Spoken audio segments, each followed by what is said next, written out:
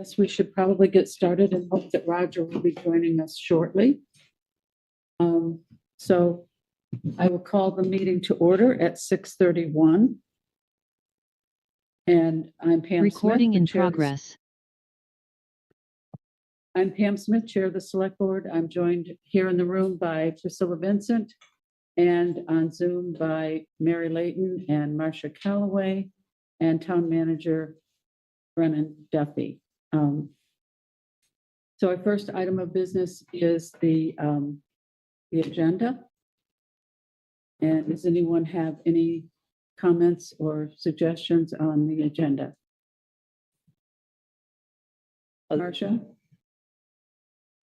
Yeah, the correspondence that I put in the packet on page 175, which was also discussed briefly in agenda setting, I would ask that item 2 be stricken. The board chair is a functionary position for the purpose of running the meeting, and without authorization from the board to do something, there shouldn't be anything to report on. And I won't belabor Robert's Rules of Orders and things that are already in the packet.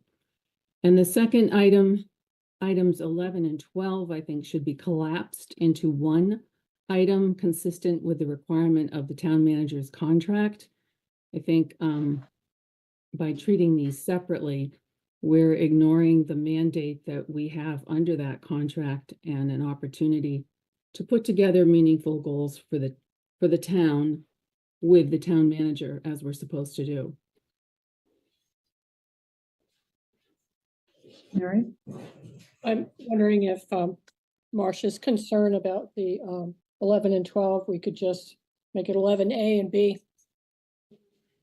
Something Those like are that. fine with me. I mean, I think we do need to look at them as a whole, because that's what the contract tells us to do, and to separate the town manager shouldn't have goals that haven't been discussed with the select board, and likewise, the select board doesn't act independently, because under town manager form of government, we don't have the power that the town manager is statutorily given to do his work.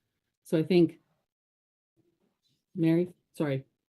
Just as a way to organize it, we do need to identify what our ideas are, and then, of course, we have to prioritize them and make them reasonable, as it says in the contract.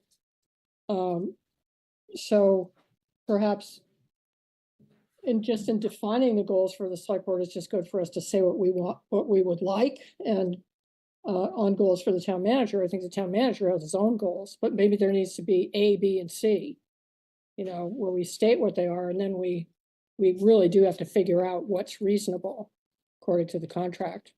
So I can live with that, A, B, and C. okay, I don't know. Pam, what do you think?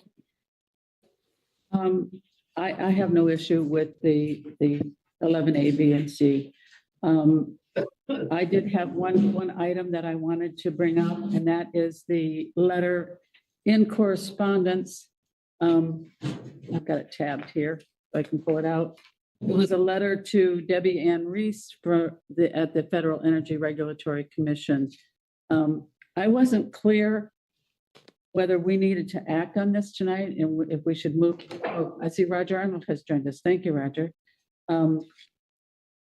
I wasn't sure if we were supposed to pass a motion on this, if this is something that could wait until our April 10 meeting, if we need to move it to an agenda item so that we can act on it. We might want to do that now. Marcia? I'm not sure. I'll let Brennan weigh in on this too.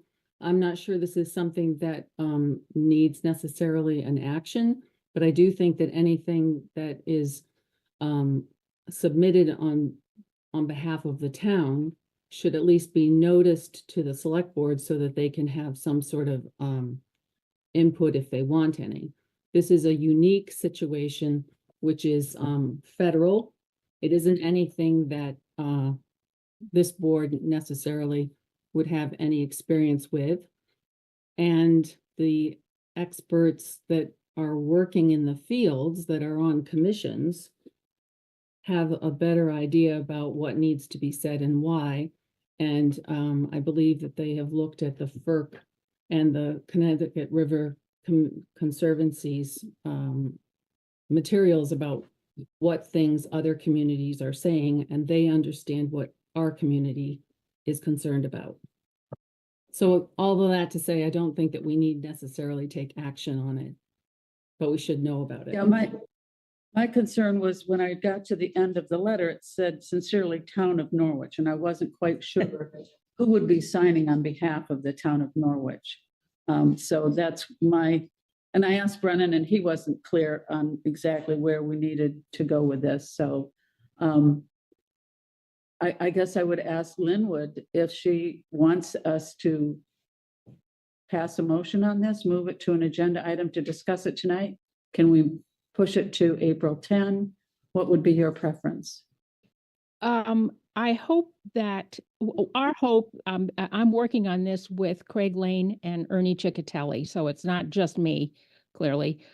Is I can't see. Is Craig there in the room? Because I know he wanted to. Yes, he is. Oh, okay. Yes, he's here in the room. So he may have something to say as well. But I think our goal tonight was simply to have the select board realize that we are working on this and have some sense of the topics that we are addressing.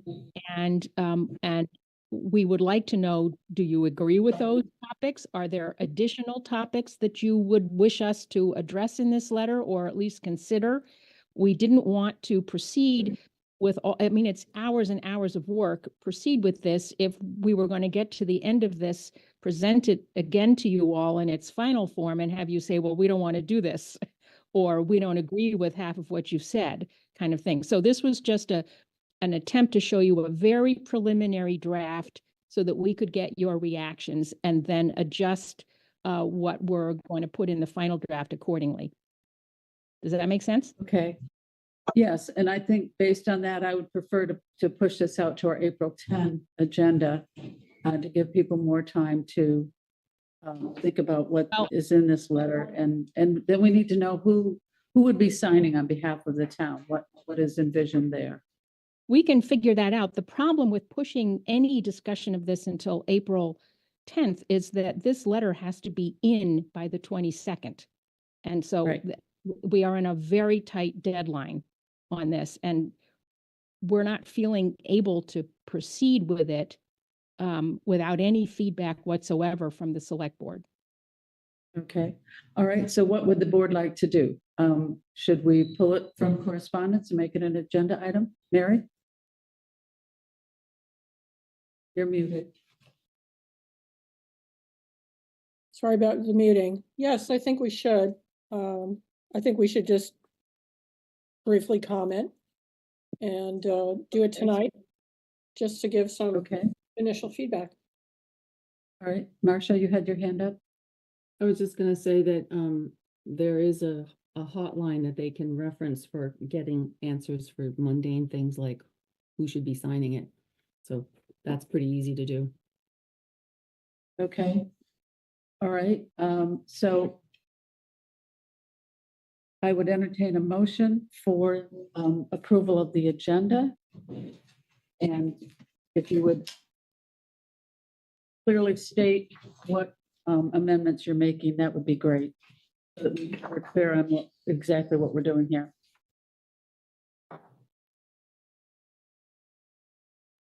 Okay, Barry, you want to make the motion? I'll try. I move to authorize or approve the agenda as amended to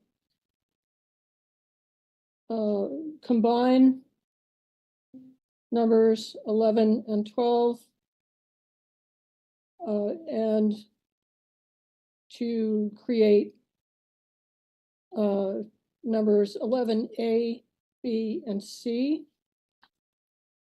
Also to create an agenda item number, let's see, 15B to give feedback regarding correspondence about FERC. Okay, all right. Is there a second? I'll second. Thank you. All right, if there's no further discussion, I'll call for the vote. Mary, how do you vote? I vote yes. Marcia? I vote no because of item number 2. Okay. Oh, I didn't include. Roger, that. how do you vote? Yes. Priscilla? Yes. And I'm a yes. Okay, thank you. Number 2 is the chair's report, and it's very brief. I just wanted to inform everyone that I met with the town manager and the assistant town manager to discuss the upcoming committee appointments. The first round of openings has been posted, and we'll be doing our first interviews on April 10 and then follow up on April 24 for the other appointments that will be announced soon. I met with the town manager and the assistant town manager and the vice chair to review the agenda for tonight's meeting. And I also spoke with Jan Losbeer, chair of the Planning Commission, who reached out to me to just talk about the Planning Commission's goals for the coming year. And he stated that one of their goals is to work on the capital plan and budget. So that is it for the chair's report. Okay, number 3, public comments for items not on the agenda. Is there anyone who would like to make a public comment? Okay, I see Lily Truman's hand. Lily, go ahead. You're muted. I apologize There you for go. not having, can you hear me? Yes. Yeah. Okay, I'm driving, so I apologize for not having a camera on. But I just wanted to remind anyone listening that dog license renewals are due by Monday, April 1st. So if you've got a dog, you need to renew its license every year. There are instructions on the town clerk's webpage, so you can figure out how to do that. And I'm always in the office 8:30 to 4:30, Monday to Friday. That's it. Great, Thank you. Lily. All right, anyone else have a public comment?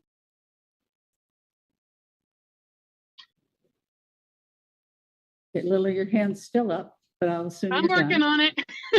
I'm done. Okay, I understand. She's driving. Okay, item number 4, the Olcott Road Bridge replacement. Brennan, do you want to introduce this topic? Well, I believe Chris Kaufman is going to join us, and he was going to be the one who would present this. And I would also note that we're at 6:45, so I think we might want to okay. switch to the GovHR compensation report. Okay, all right. Yeah, we did say we would break at 6:45 because we scheduled them. So yeah, I guess we'll put that on hold. Maybe Chris will join us in the interim. So you want to introduce our GovHR representative and this topic number 7 on the agenda. I'd be happy to.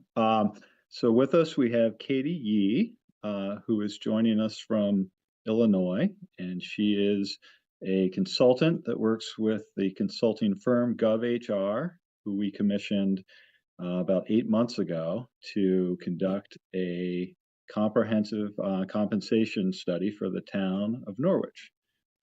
And I think that's maybe all I need to do to introduce Katie to the group. She's been wonderful to work with. We've had a lot of discussion about the different pieces of the report that you're going to hear, and been very responsive to any questions and suggestions. So we're happy to have her tonight.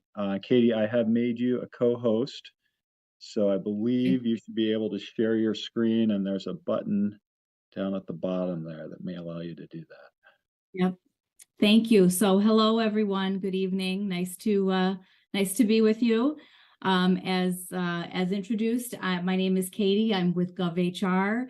I've been with GovHR for probably close to 2 years now, and I work primarily on classification and compensation studies.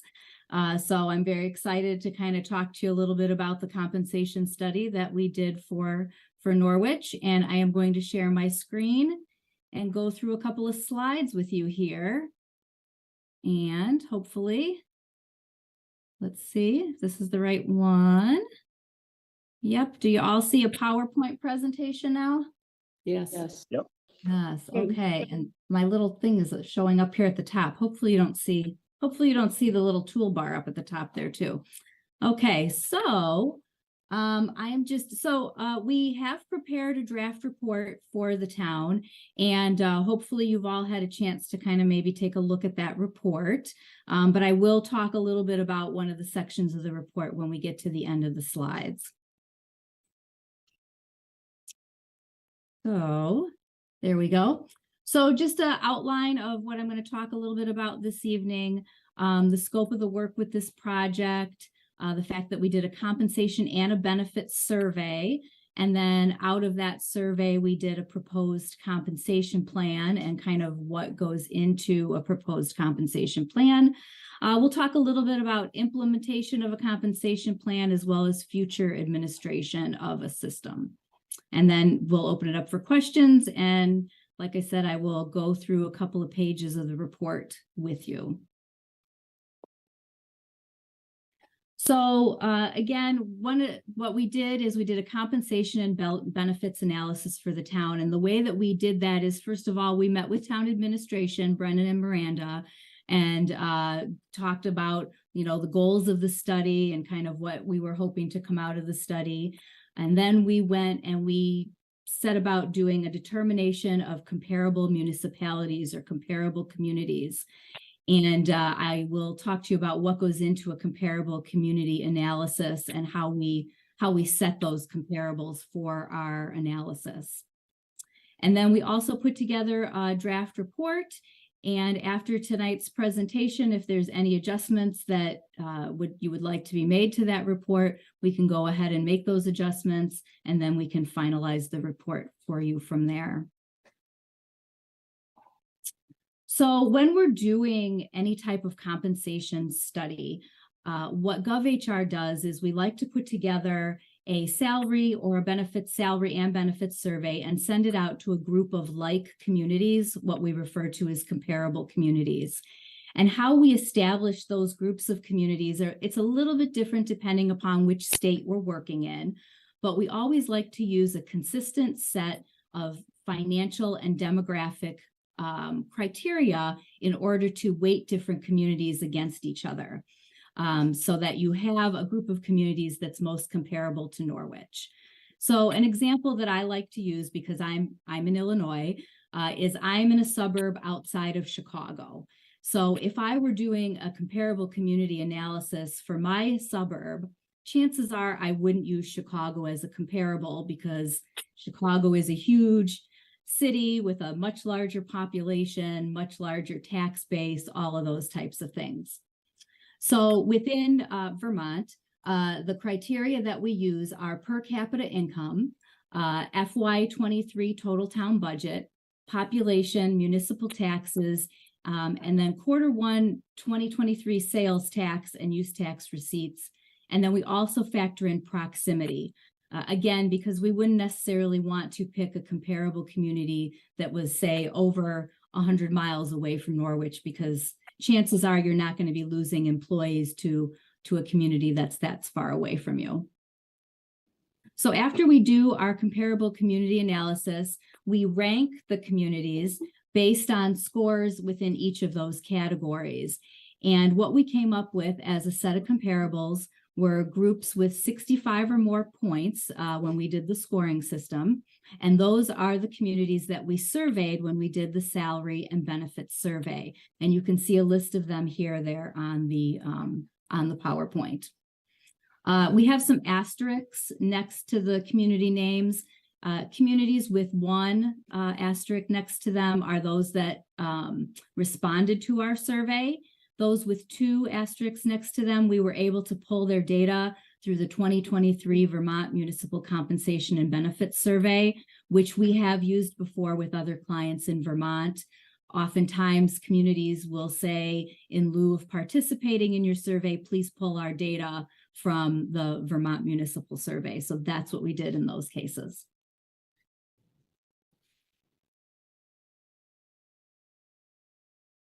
So when we receive the data back, we use the survey tool, and a lot of times we put together what we do is we put together a little position description, and we ask the communities then to send us back the salary range minimum, midpoint, and actual for each of those positions that we're surveying for. So we try and get as close to the matches as we possibly can. So each position is defined to assist in gathering accurate data. The salary data is then reviewed to determine whether or not it's an appropriate match. So after we get the data, we do what we call like a cleaning of the data to make sure that the survey matches seem appropriate. Sometimes, we may get, somebody might put in, we might be surveying for an accountant, and they send us back their chief financial officer as a comparable. And obviously that would not be a good match. So that's the kind of data that we might remove from our analysis. Most situations, we prefer to use salary ranges versus actual salaries when we're doing the analysis. And in some situations, though, we do have to use actual salary data. A lot of times when we're working with smaller communities, they don't necessarily have salary range minimums and maximums. So in that respect, we use actual salaries to come up with a salary range minimum and maximum recommendation. For this particular survey, we also collected benefits information in regards to medical insurance premiums, paid time off, and then some other miscellaneous benefits.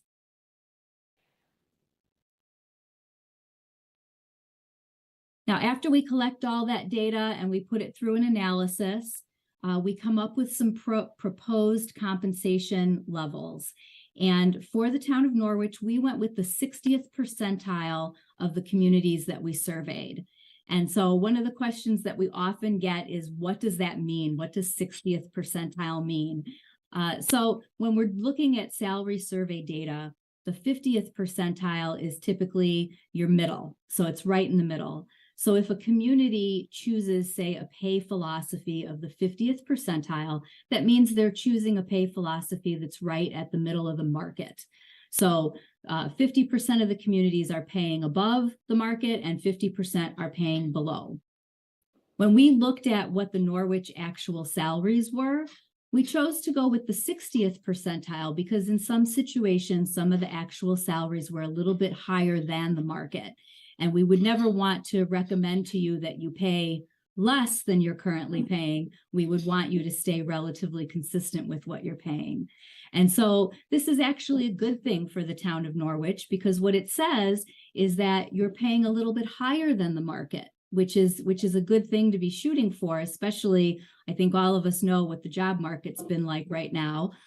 We actually see a lot of communities and a lot of municipalities that are moving towards the 60th or even the 65th percentile. So again, what that would mean is that 40% of the communities were paying higher and 60% were paying lower. So we took this data and we established pay ranges and pay plans, and we came up with 13 compensation grades across 5 bands. So now I know that your current system has more than 13 grades. And so this is kind of a streamlined approach to what the current system looks like. But again, it's a proposal based on what we saw within the market. So we have grade 1, which we're calling support services, grades 2 through 5, administrative and technical positions. Grades 6 through 9 tend to be managerial, supervisory, and advanced technical positions. Grades 10 through 12 are directors and senior managers, and then grade 13 is for the town manager. Now, how did we come up with these pay bands? Again, this is what we see in the market data that comes back to us. There tend to be natural breaks within that data. And so as we're looking at the data, we take those natural breaks and we put them into pay bands.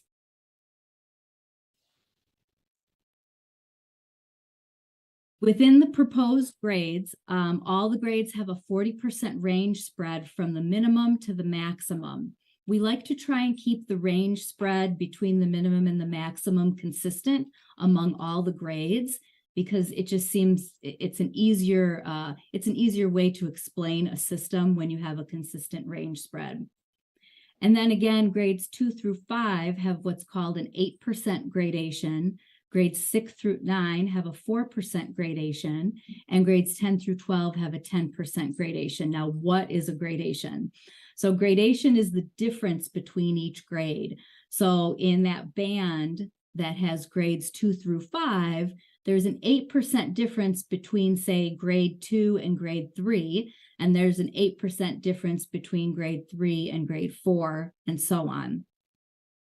Again, the gradations as well as the range spread, that we kind of see from the market data that we get back. So as we're analyzing the data, we're kind of playing around with the numbers a little bit and trying to make sure that they match up to that market data relatively consistently. They're never going to be a perfect match, but we try and get them as close as we can. And then in the benefit survey, again, we surveyed the following health information, dental, vision, life insurance, the premiums that are paid by the employer. We surveyed VEMR's options and which options the communities were participating in. And then we also looked at paid time off, such as sick days, vacation days, etc. I will say that one of the things that really stood out for Norwich is that under the health insurance option, Norwich is very competitive in the health insurance benefits that they offer their employees. There's a variety of options that Norwich provides to employees, which in most communities, they really only offer, say, 1 or 2 options.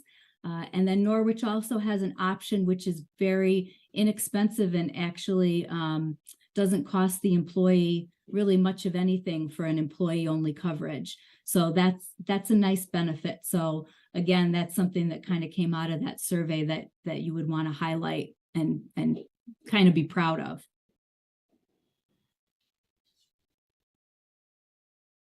So future administration of a compensation system, how do you do that? Well, what we recommend is that every year that you take those comparable communities that we talked about earlier in the presentation and you survey them to see what kind of changes that they have made within their community, what kind of cost of living increases have they given, and things of that nature.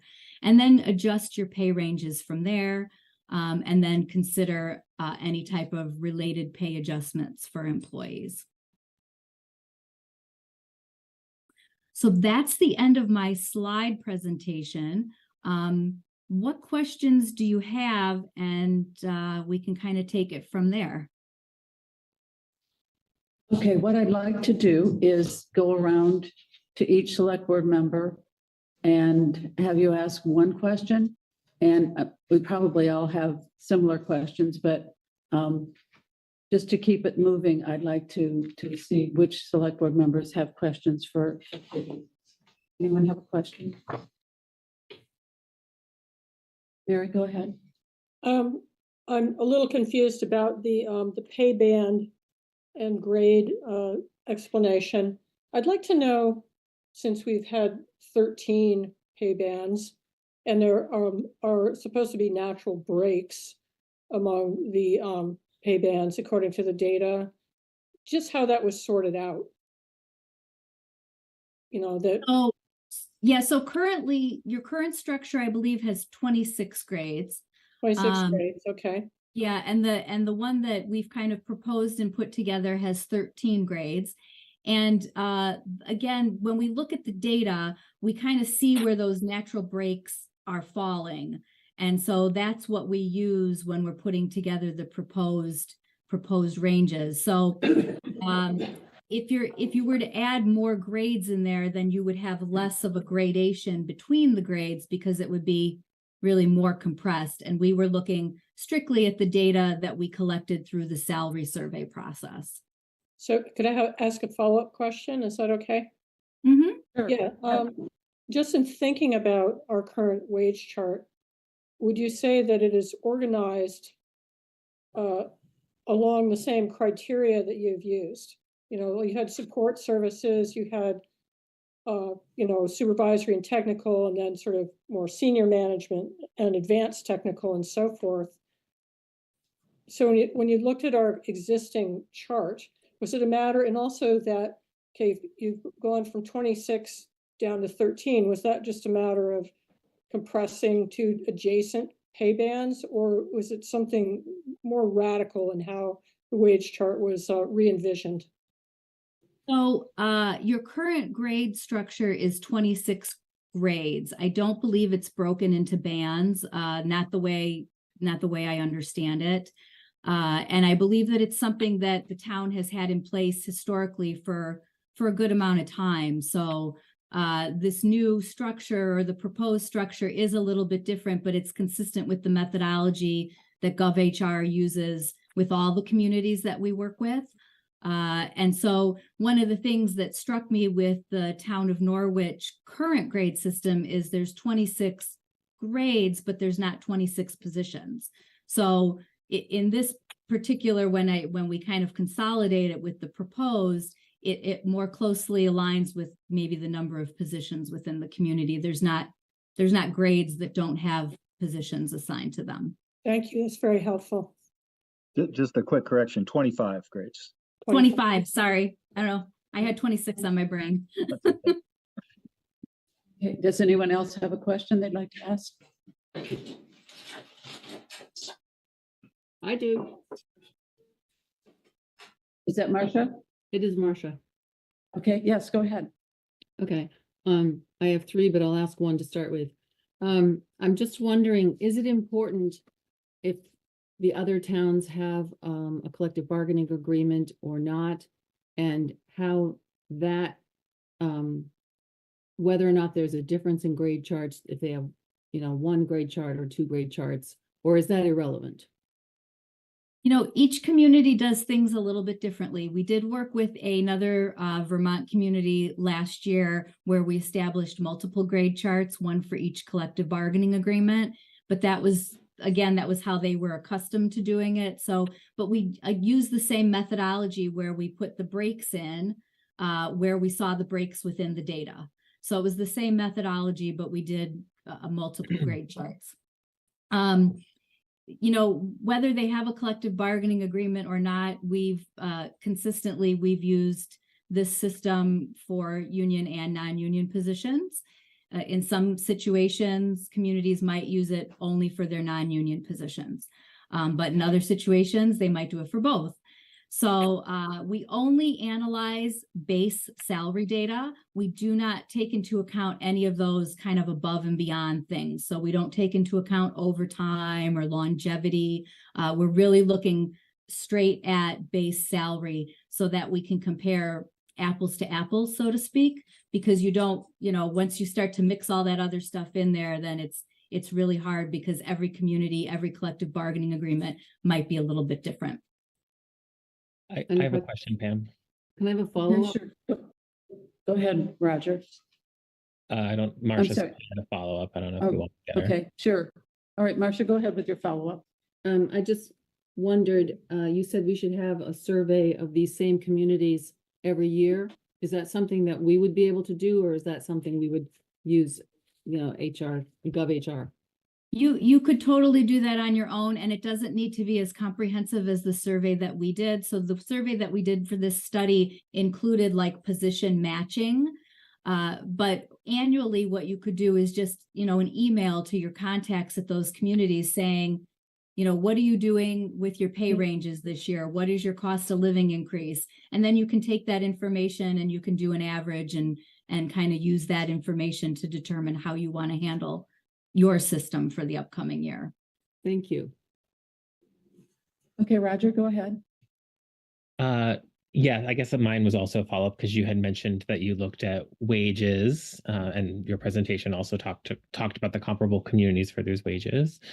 And then you also mentioned that the health insurance, you know, was competitive or exceeded the market. Can you talk, did you look at anything, you had touched on this briefly, did you look at anything like fringe benefits, vacation, cost of living increases, or any anything like that?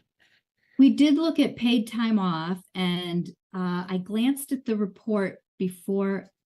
I'm going to end the slideshow here. Yeah, thank you. Okay, and I am going to, let me find my report, and then I'm going to open the report. I think I also saw it in the report. Yeah, but we did. So if I'm remembering correctly, the vacation time was one that stood out also as more generous than some of the other communities, especially at the higher end of the vacation scale. So I'm pretty sure that was one. We also looked at sick time. Sick time is pretty consistent with all the communities we survey. I'll just say across the United States, whether I'm working with a client in Illinois or Massachusetts or New York, everyone's sick time seems to be relatively consistent. And normally holidays are relatively consistent. The big difference that we see these days is, whether or not a community pays for Election Day as a holiday, or if they do Juneteenth as a holiday. Those seem to be the big differences now, but that's about it. I guess I have one more, if that's okay, Pam. I know you said one. It's up to you. Sure, go ahead. Okay. And then finally, obviously your organization is GovHR, and we were looking all at government. We were looking at other municipalities. How does your organization sort of take on the for-profit or private employer question that, obviously there's that tension in the public sector field, right? So what is your sort of go-to answer for that?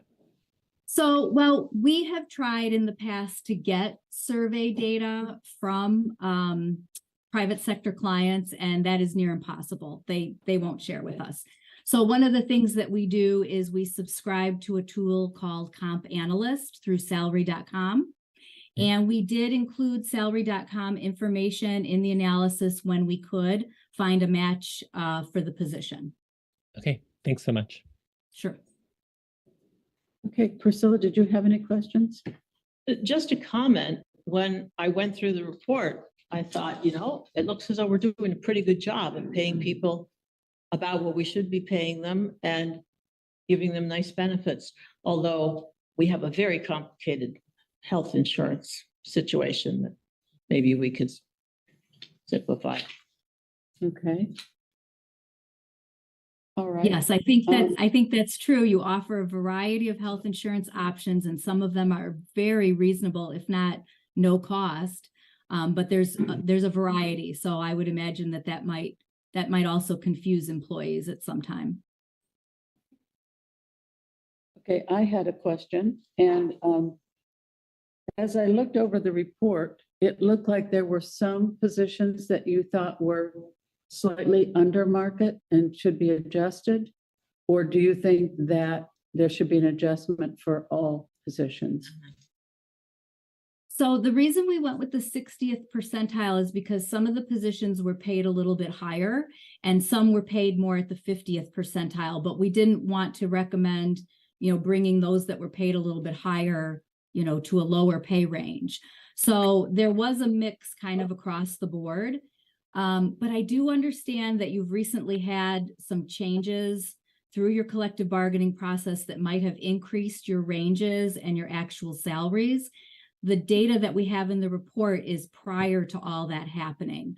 So it's really hard for me to give you a specific answer on that, because based on where we were at when we were using this data, it was pretty competitive across the board. There were a few cases where employees might need a little bump to bring them to the minimum of the new pay range. But again, I understand that there have been some recent changes, and those types of things might have already occurred. Go ahead, Priscilla. This idea that everything should go up to 6%, where did that 6% come from? Brennan, you want to address that? Yeah, that has nothing to do with Katie's report. That's based on the average increase for the CBA employees.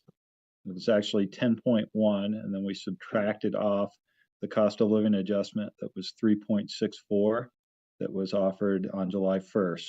So the balance there on average is 6.4. That's where that came from. Thank you. Thanks.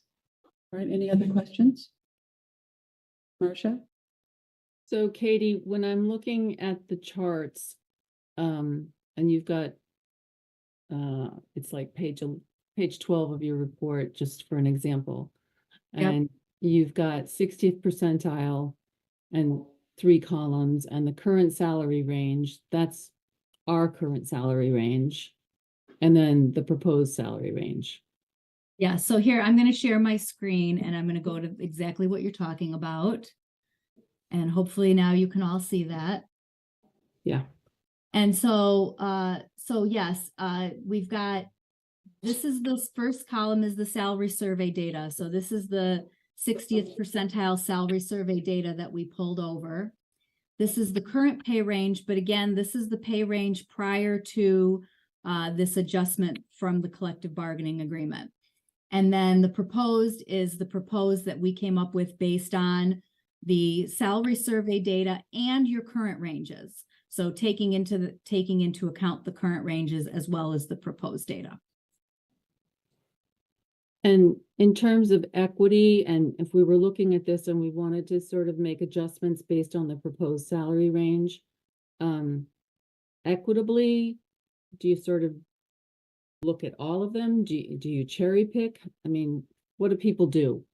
So what we recommend at a minimum is that if anybody's current salary is below this proposed minimum, that they be brought to the new minimum as soon as possible. And that's our main primary recommendation. And if anybody happens to be above the maximum, we never recommend cutting pay. We just say, leave that person where they're at until pay ranges catch up to them. Within that whole salary range, though, there's multiple ways that communities have decided to implement this. Sometimes they decide that they want to do like longevity. And so maybe they say if anyone has 0 to 5 years with the organization, we're going to give them 2%. If they have 5 to 10 years, we're going to give them, 5% or something like that. So they might come up with like a longevity formula to move employees through the new ranges. Or, if they have step plans, some communities have step plans, they might break it up into a step plan and try and move an employee to the next closest step. So that's another option. But at a minimum, what GovHR, what we always say is at least bring employees to the minimum of whatever the new proposed range is. Great, that's very clear. Thank you. All right, anyone else have a question? Katie, if you could stop sharing your screen, it's easier for me if I can see everybody. Thank you. Okay, sorry. All right, yeah. Any other questions? I had one additional question, and that was in some of the positions, I saw that like on the town manager, there's town manager and then there's town manager edited. And I didn't compare them item for item, but they appeared very much the same. So is there a difference between those 2 pages? Yeah, that's a great question. So that's those sheets that you're looking at are all the salary data sheets that we collected from the comparable communities. And when you see 2 sheets and one that says edited, that means that we pulled out some of the salary data in our analysis, probably because it wasn't a good comparison. I believe there was one smaller community that gave us a town manager match, but then they said that this person is also like the building director and the finance person and had all these other things assigned to it. So we kind of took that one out because we thought, well, that one doesn't seem like it's a good match. But there were some other ones further in, if you look at some of the others that we pulled out some of that too, based on kind of what they provided us. Okay, thank you. And one other comment, I was disappointed that we didn't have data from Woodstock because that seemed to be the community that most closely matched Norwich. And yet you couldn't get anything from them directly or from the VLCT survey. So that was disappointing. Yeah, we actually try 2, sometimes 3 reach outs to communities to get them to submit stuff to us. And yeah, so if they did not provide us, and they were listed as a participant for the Vermont survey, but there was no data when I started to go through the survey. Okay, great, thank you. All right, any other questions for Katie? Very Cheryl helpful. Lindberg? Yes, Cheryl Lindberg, do you have a question? Yes, thank you. I might have missed this in the beginning, but was Thetford one of the towns that was in this matching? No, Yeah, that doesn't sound familiar. no, they weren't listed on any of the town data sheets. Okay. And So because your work that you did looking at Thetford didn't make them relevant or comparable? When it came to those 6 criteria, their score must have fallen below 65 points. I do have the analysis here. I can see where they landed on the analysis. If you have a second, I'll scroll down and look and see if I can find them. You said Thetford? yeah, I don't even see them. Springfield is 28% or 28 points, and I don't see any mention of Bedford. So they Yeah, would be they- even below 28. Yeah, are they a very small, are they either smaller or larger than, because they might have fallen out of the initial cut. So the initial screening that we did were Vermont communities within certain counties, Windsor, Orange, Addison, Rutland, Bennington, Washington, and Wyndham, with a population greater than 2,200. Yeah, I don't know their demographics, but they are the town due north of us, Okay. which is why I'm sure Cheryl mentioned that because of the proximity. Yeah. We have the data, and the town in some part consider the data for their CVAs, both their highway crew and their police data. So the town of Norwich, if not GovHR, has considered that data. In part, it wasn't Right, it for didn't- for the union. Mhm. Yeah. Okay. All right. Thank you, Roger. All right. Any other questions for Katie? Is there anything that you would like Katie to change before she finalizes the report? All right. Well, I don't see any hands. I guess actually one question, Katie. Sorry if I may, Pam. Sure. Go ahead. So you mentioned sort of people have been questioning sort of, individuals might fall more meaningfully into the median than others, some jobs more than others. I speculate broadly that had a lot to do with their hire date, right? If people were hired more recently, the market may have informed where they are in that range, maybe more so than others. So how is that sort of talked about in the work that you do? Well, again, I think that depends on how the community decides to implement what our proposal is. Okay. So going back to when I was talking about when we're doing the analysis for the survey data, one of the reasons that we like to use salary range minimum and maximum versus actual salaries is kind of to your point that, so much goes into individual salaries when it comes to different communities. Quite honestly, most times in government, it's longevity that causes people's salaries to go up. And so when we're doing our analysis, we like to use those ranges because it's a little bit more objective versus all the factors that could go into somebody's, personal situation. So then going back to, implementing and how you would want to implement the system, I think then it's up to the community and, and I can work with Norwich on that. If that's something that you'd like, is how would we implement this? Like, what would that look like? Would we want to give percentage increases based on longevity and how much might that cost? Or would we want to just bring everybody to the minimum? How much would that cost? Those are the kinds of things that we can help with if you'd like. Okay, great. I'm glad I asked that question. Thank you. Okay. Any other questions, comments? I think this has been very helpful. Good. Thank you. Okay. Would someone like to move to accept this report from GovHR? I will. I move to accept the compensation study by GovHR with thanks. Thank you, Priscilla. Is there a second? Second, Okay, Marcia, thank you. All right, I'll call for the vote. Mary, how do you vote? Yes, Marcia, yes. Roger, Yes.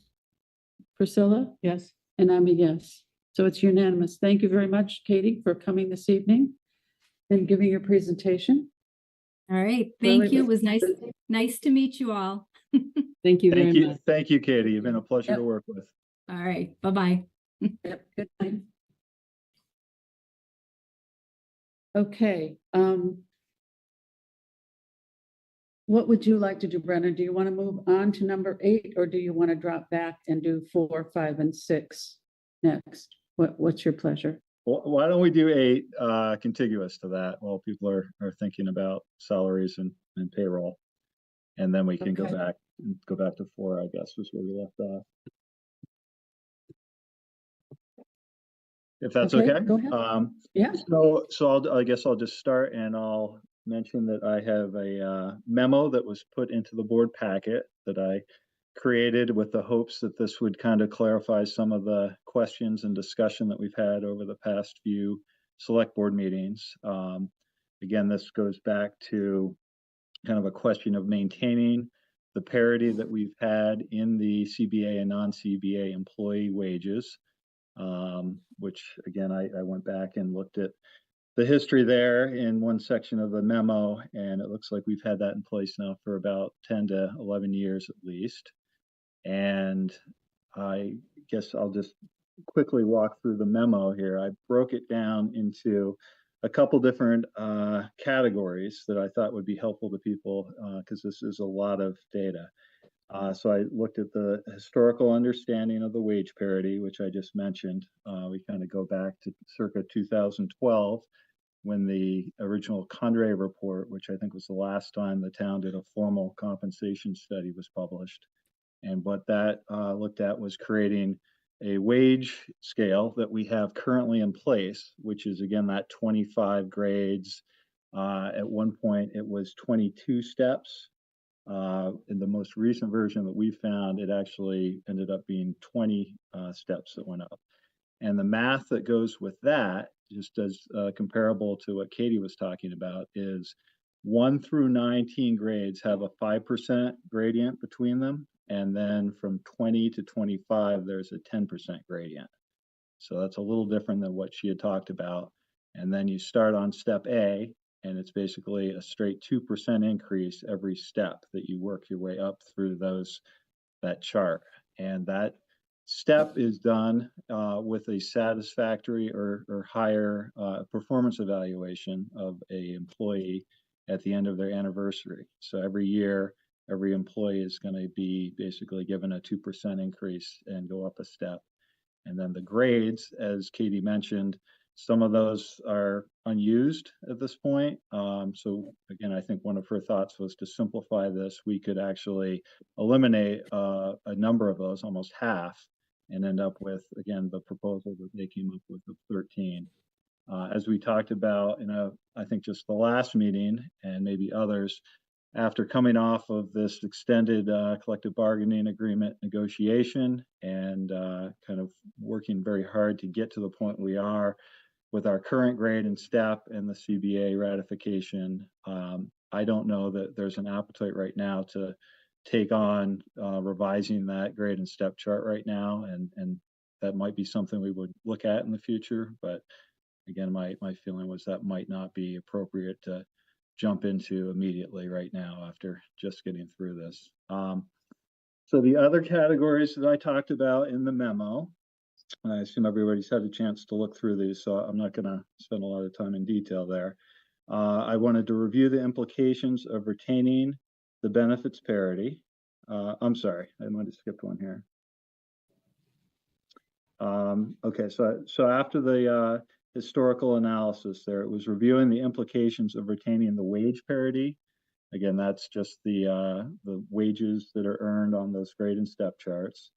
Reviewing the implications of retaining the benefits parity and calling out specifically the healthcare premium contribution levels. So as Katie mentioned, I think Norwich is pretty unique in that we basically offer every healthcare plan that's offered by Blue Cross Blue Shield right now, while other communities may have picked 3 or 4 of those plans to maybe make it a little simpler to administer.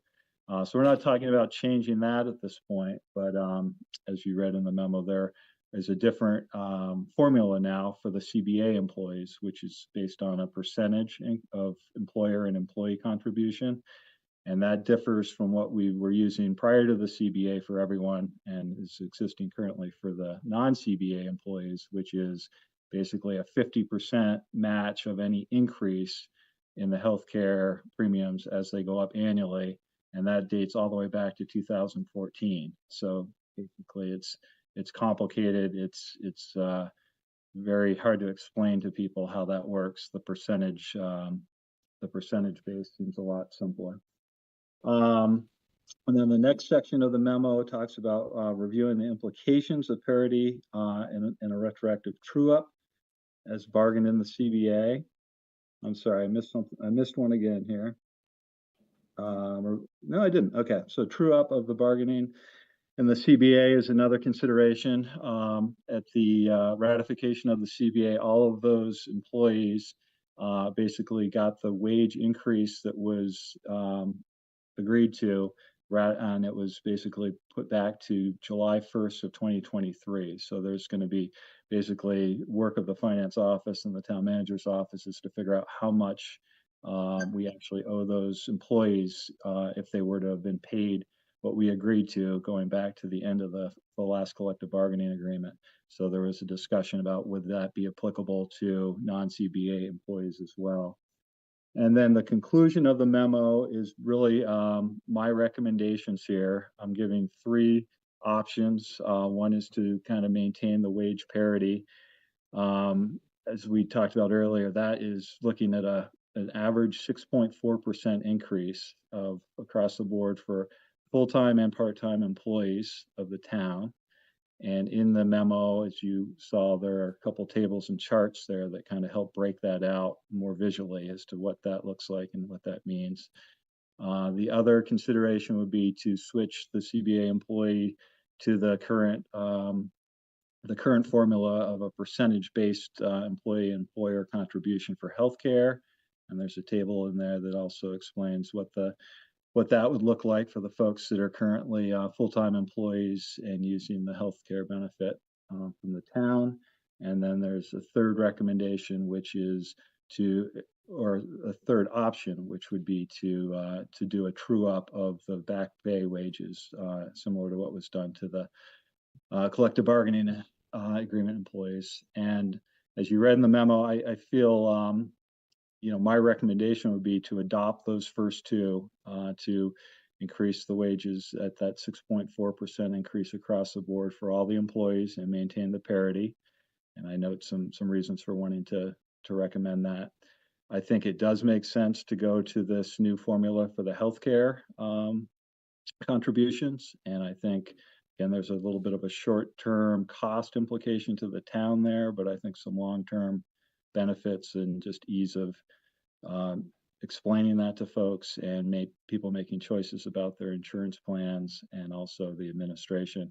And the third one, which was the true up consideration, I think is probably the least important. And I will say I did have a department head meeting last week, and I talked to the directors, the department head leaders, and asked them to think about these 3 ideas for themselves and for their staff. Those of them that were not employing the CBA employees already. And everybody felt pretty strongly that those first 2 were the most important, and that the third piece of the true up would be nice, but that wasn't as critical to folks when they thought about what they'd like to see. So happy to answer any questions. Again, I don't want to try to read through that entire 8-page memo. I will say the last page has a final table that really shows broken out what these cost implications will be. And certainly that is a fiscal consideration for the town, is increasing unbudgeted wages for the entire work staff is gonna overspend our budgets in fiscal year 24. It's gonna overspend our budgets in fiscal year 25, and so that is one of the the considerations to be had here tonight if we decide to move forward. I have a comment, Pam. I'm sorry, you have a comment, Roger? Is that what you said? Yes, if you're taking comment. Yes, go ahead. Okay. I think it makes sense to change the change how we're structuring healthcare. You didn't mention, or maybe you mentioned in your memo, that it's actually, I imagine, very difficult to administer. It probably costs us more to administer the existing formula than anything else. So we should switch it. So that would mean that it would be 88% of the cost of a gold plan, a Blue Cross Blue Shield gold plan. And so that would allow people to choose gold, or they could choose any plan. It would just be 88% we would pay for 88% of the cost of the gold plan. You didn't mention that the CBA has a declining percentage. So, if you would want parity, you would have people not contributing 50% of the cost increase, but you would see them having a decline each year. So I'm fine with that, but, make mention of that. So I think that should just be done pretty immediately. If you need us to take action on that, we can. I think the costs are nominal. The only other comment I have is I was really encouraged to do something following that compensation study. I do think there are some individual lines that need some adjustment. I think just for the circumstances of each particular office. Some offices have operated with major understaffing for over a year. That needs to be compensated. Some other people are performing. Some people are performing at a higher level than others, right? So like there needs to be some form of retention, or some kind of retention package that addresses these particularities. I don't think it's in anything that you've put forward, but I would be encouraged to spend unbudgeted funds, to address that. So I don't think it's here, but I think you might want to possibly think about what a retention package would look like to address particularities for individual employees, and potentially contract with GovHR to implement that. And that's all I got. Thank you, Roger. I think what Brennan was proposing was that the health insurance changes would take place on January 1st of 2025, leaving the current structure in place because that's on a calendar year basis. And, the CBA employees have been switched over to their new plan, but it would be less disruptive, I think, to leave the non-CBA employees on their plan until January, when they would have a chance to look at what the numbers are, what the plans are, what the premiums are, and make their decision for the next calendar year. Did I say that right, Brennan? Yes. Yeah. In my memo, that was the proposal, would be to make that activate that at the end of this year when people are making their choices for new plans. Yeah, I mean, regardless of when you want to implement it, I agree that it's a change that should be implemented. Okay. Thank you, Roger. Mary, you had a question or comment? Yeah, I agree with eventually getting rid of that cost sharing aspect of our health insurance offerings. But also I'm wondering, in Brennan's proposal of the 6.4%, we've been hearing tonight that with GovHR, that we should bring all our salaries up to the minimum of the range. So I'm wondering if the 6.4 does that, that it would bring, underpaid, but by market analysis, employees up into that range, and effectively it would give a little bonus to the ones who are in the middle or at the top of the range. Does that make any sense?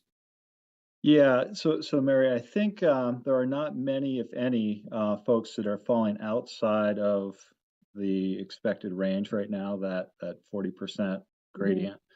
But yes, to your point, that 6.4 increase is basically raising all boats. So everybody is going to go up in the same percentage amount, and that's going to help folks that are at the lower edge there. And it would be, again, a bonus to the folks that are in the middle and the upper end of the current ranges as well. Okay.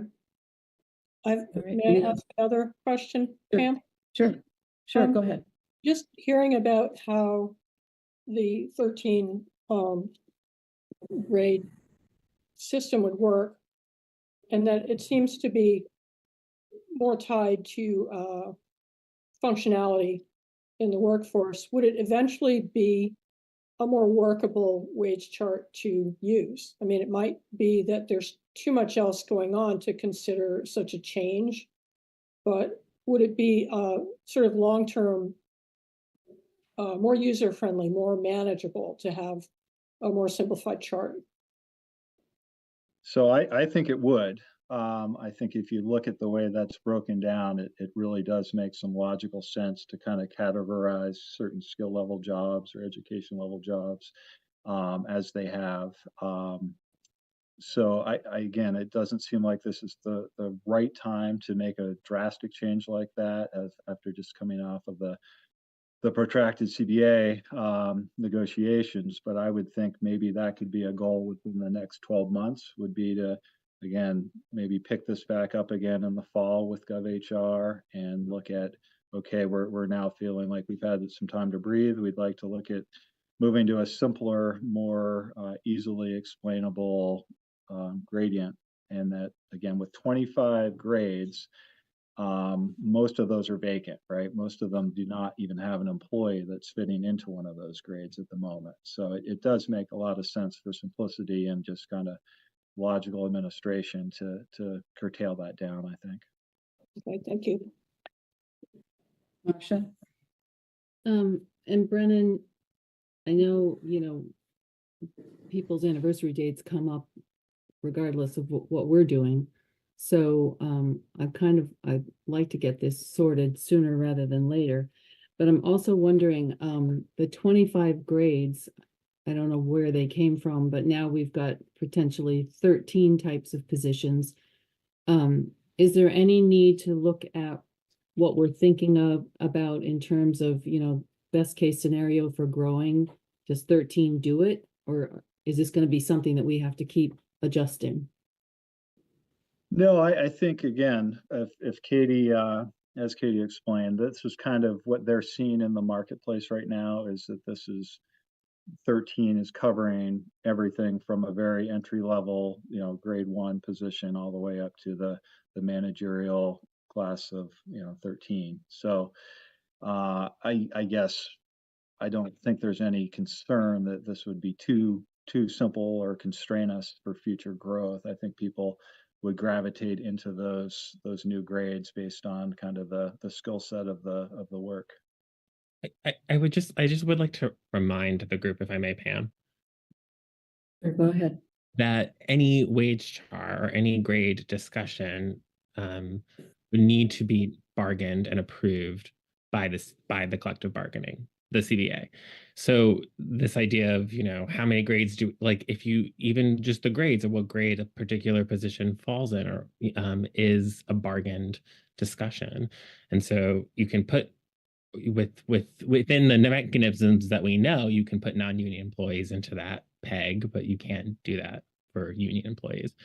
Everything is subject to negotiation and bargaining.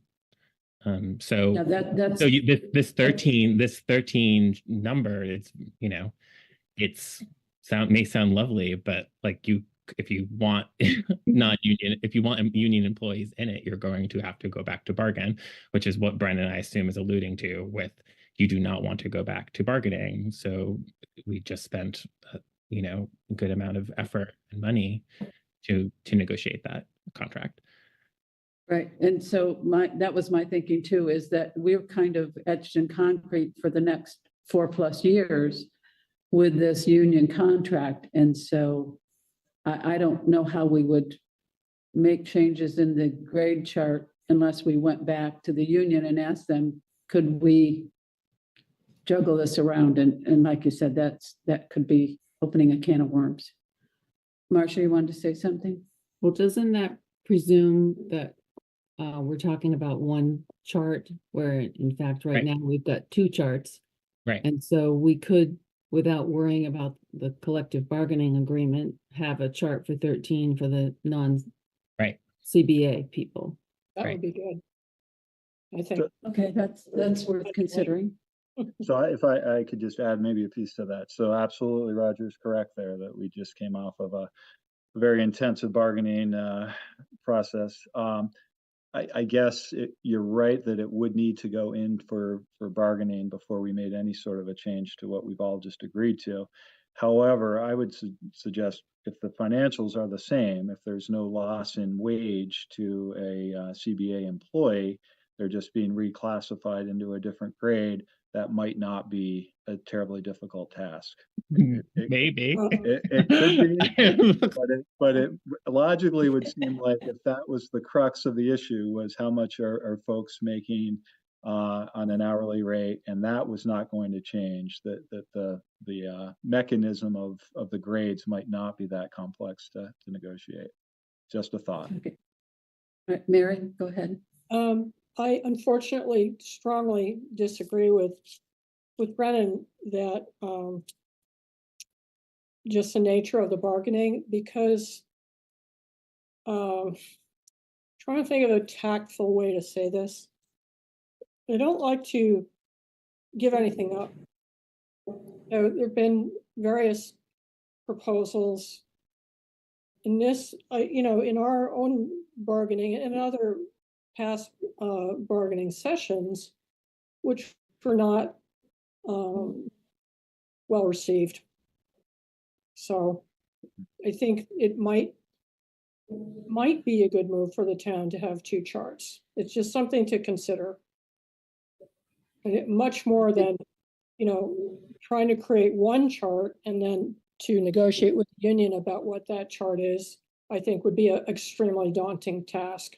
I think it just, to put it, just to put it maybe more clearly, if you were to even if the chart, if you were to revise a chart in a way that would benefit union employees and you would seek their approval, it may be subject to, it may or may not be subject to open other parts of the agreement, right? And so you may or may not have a more protracted agreement from what may be perceived as a simple change. And I think it's just bargaining. That's the nature of that work, right? And so I wouldn't touch it. I wouldn't either. All right, Priscilla, you haven't said anything, would you? No, I would like to. Thank you. I'm not really into this idea that we have to have parity between the union and the non-union people. And one fallout of that is, why not have two different wage charts here? I think that makes a lot of sense. The other thing that's concerning me is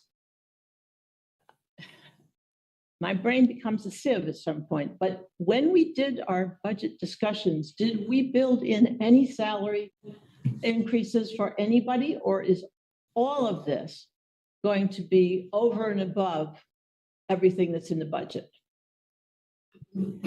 So the answer there is we built in the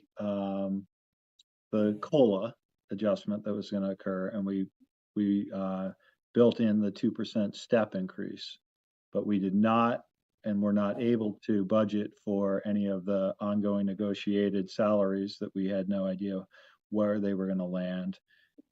So the answer is no. And again, in that final chart on page 8 of the memo, it kind of breaks down what the salary, what the budget override implications are going to be for any of these options.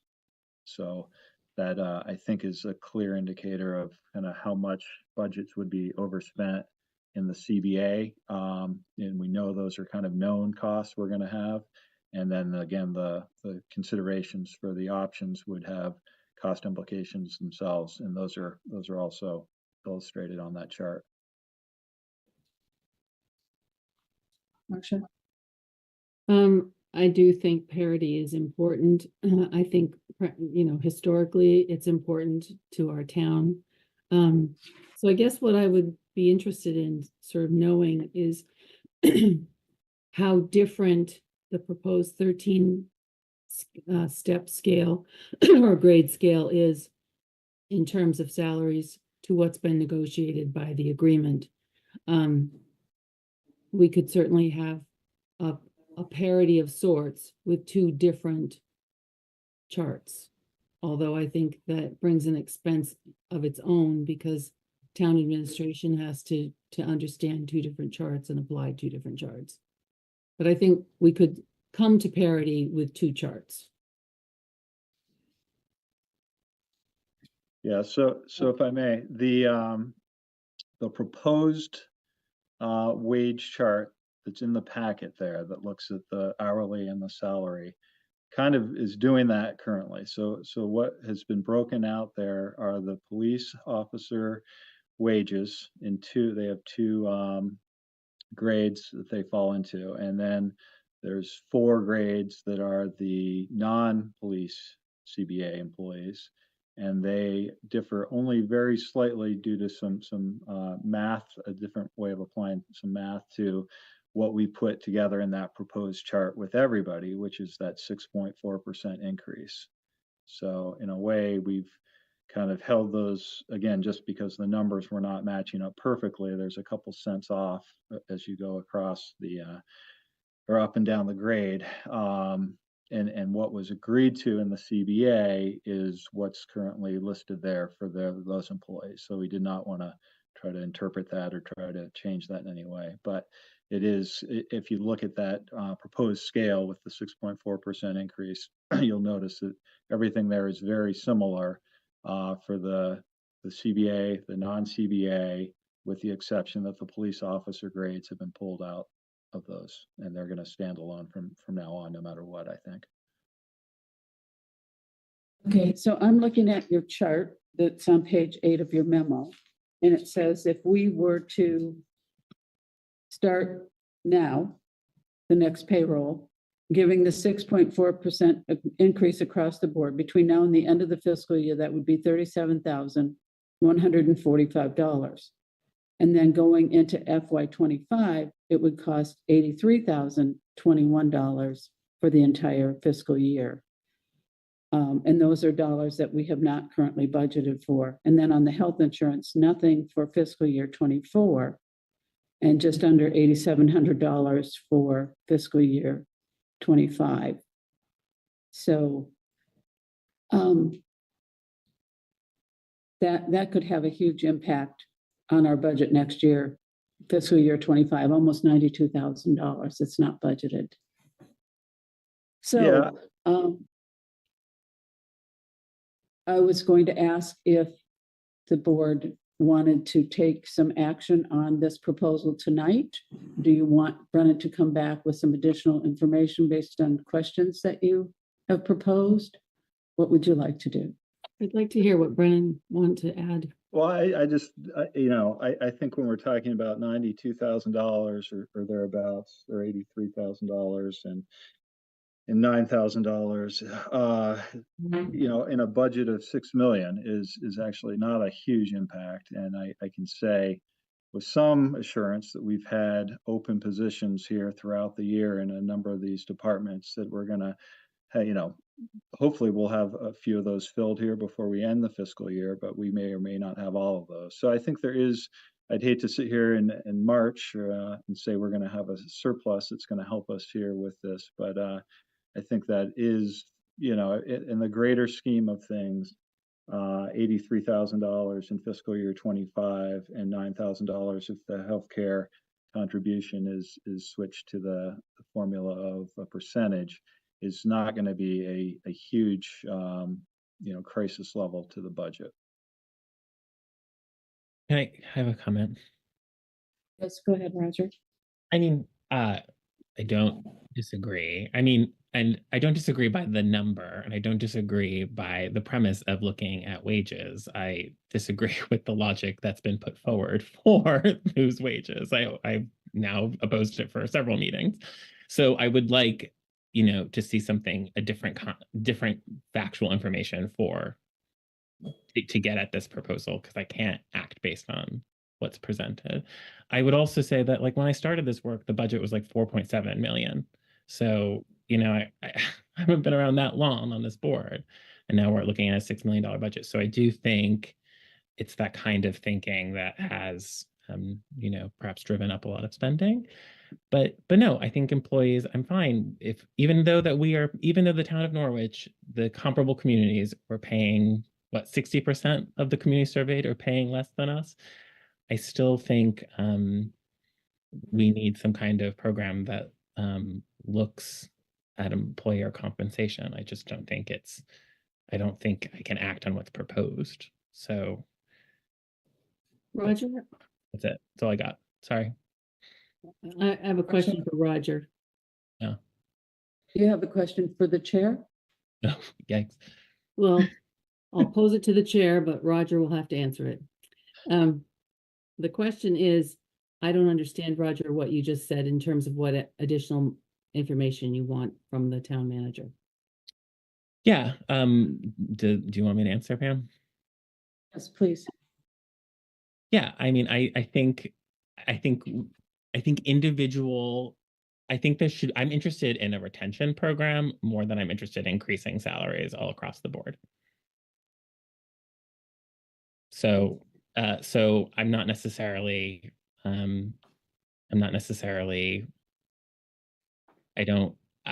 of, you assured us the performance reviews will continue under your watch, but they haven't historically. We know that for a fact, right? So I don't know, like, I'm interested in also connecting performance to some of the retention a little and hearing more about that. I think also neighboring communities have commissioned like workplace studies. They've gotten childcare, they've gotten 4-day work weeks. They've, done some more progressive things to address workplace culture. So I don't know. I'm not seeing it here. Well, I would like to make a comment about the budget, and that is that we just completed month number 8, so that should be 2/3 of the budget spent, which would be 66.67%. We're at 66.14. So it doesn't appear as though there's a lot of wiggle room in terms of adding additional expense. So I'd just put that out there for what it's worth. Marcia, you wanted to make another comment? Yeah, I think that wages does equal retention. And so I would be willing to make a motion to authorize the 6% increase for all employees and to move all employees to the CBA newly adopted health insurance premium formula.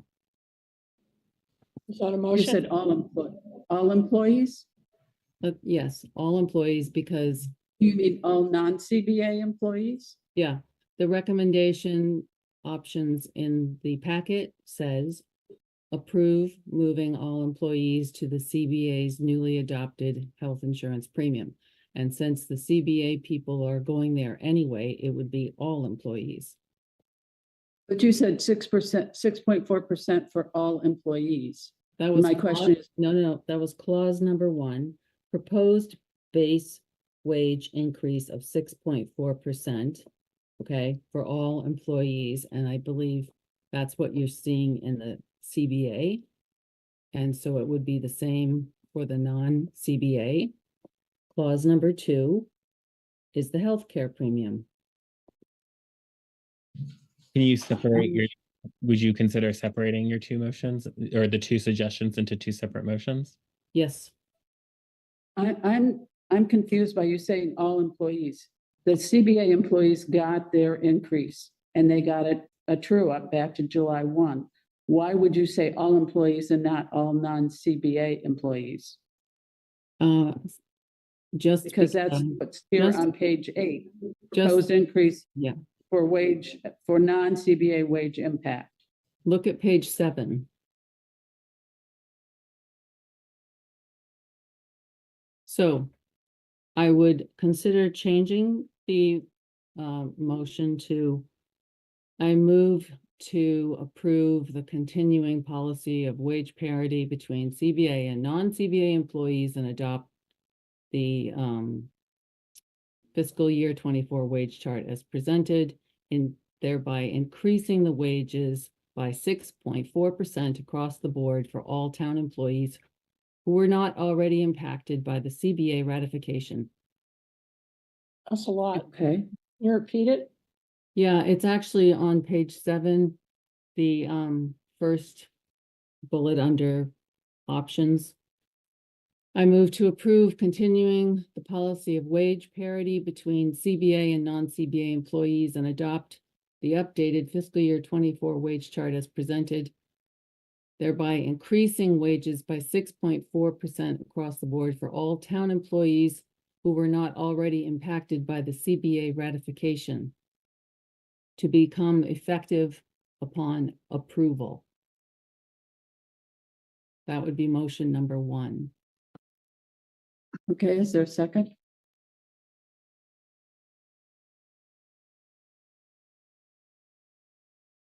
I will second. And Okay, I noticed that there's a person who wants to speak to the issue, I think.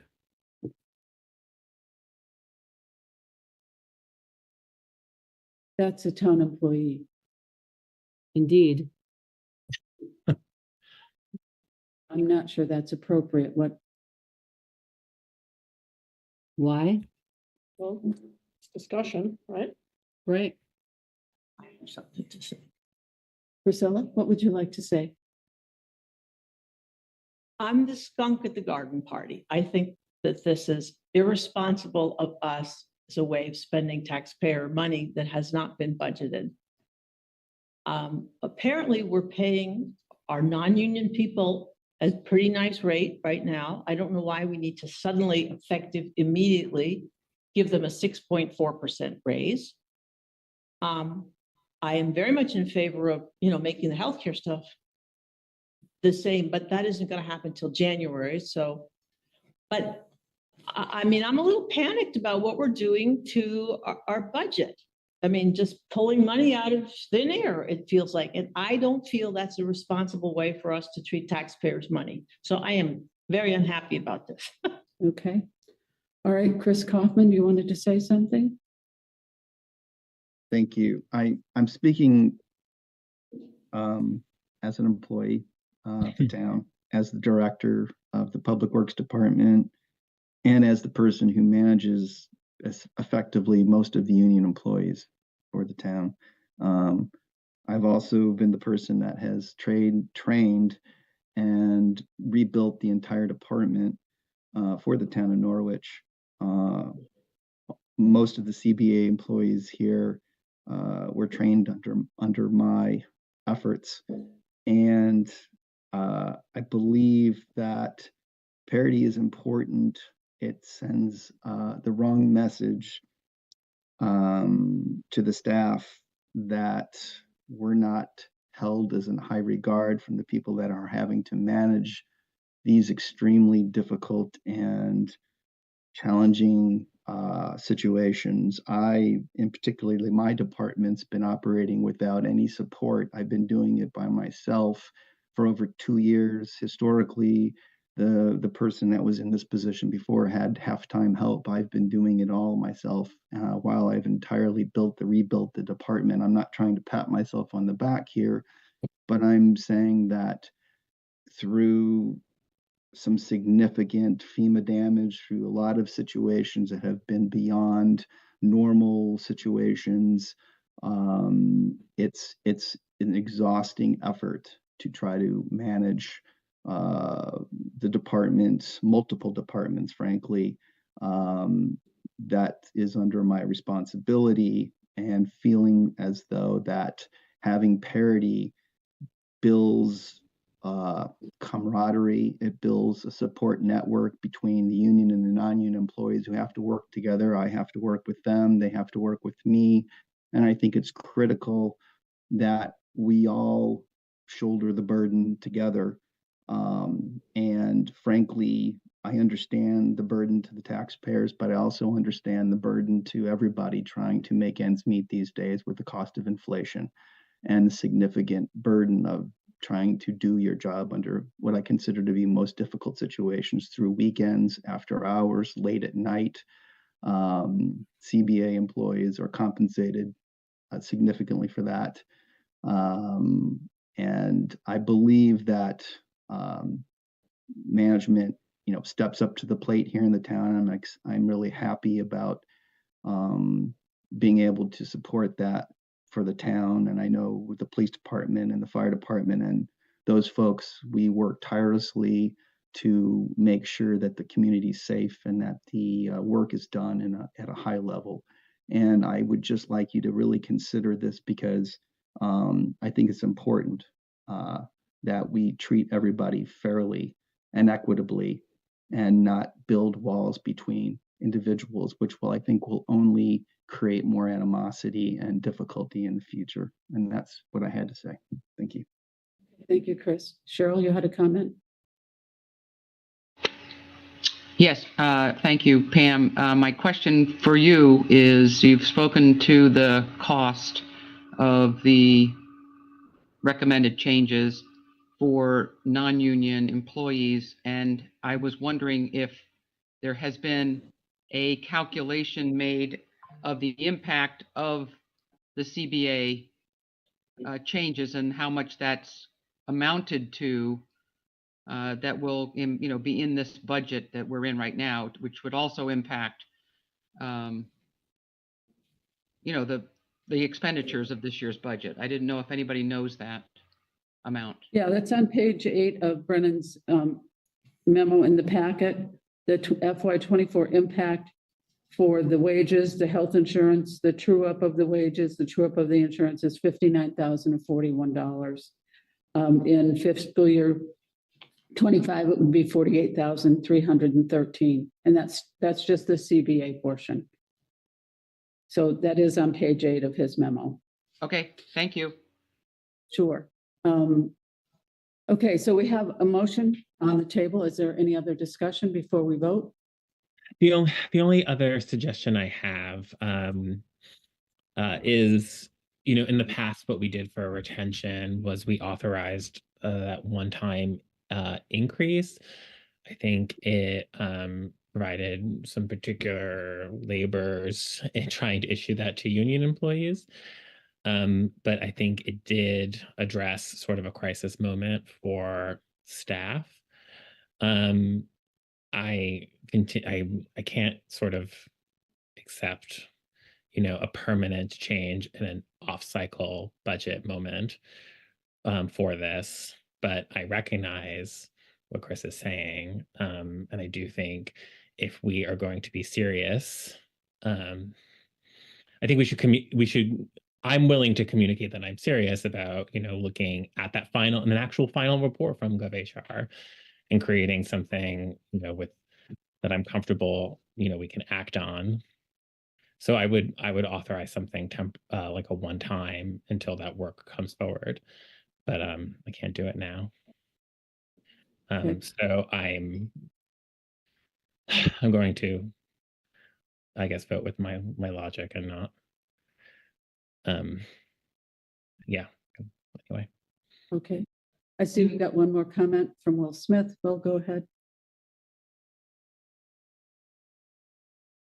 You have to unmute yourself. There you go. I'm trying to figure out why across the board pay increase. As a taxpayer, I'm not happy about that. You have people at the high end who are already getting a really good wage, and you talking about the people on the lower end who are not being so well paid. I can see raising the lower folks, but why would we raise the boat for the people who are doing very well? For example, Brendan's been on the job just for a few months. You're going to put 143,000, something like that. A 6.4% raise for Brennan would give him an immediate huge raise. Am I incorrect about that? I haven't done the calculation, but thank you for your comment. what I'm saying is, give the folks at the lower end a raise. I saw no reason to give those folks who are getting paid better than most towns a raise, especially somebody who's been on the job a short period of time.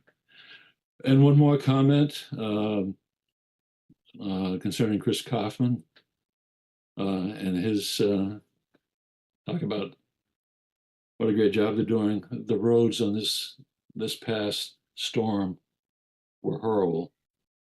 And I'm not seeing the quality of work we used to see with the previous Department of Public Works. And I'm not seeing the quality there that there should be. The roads are outright dangerous the way they were not properly plowed.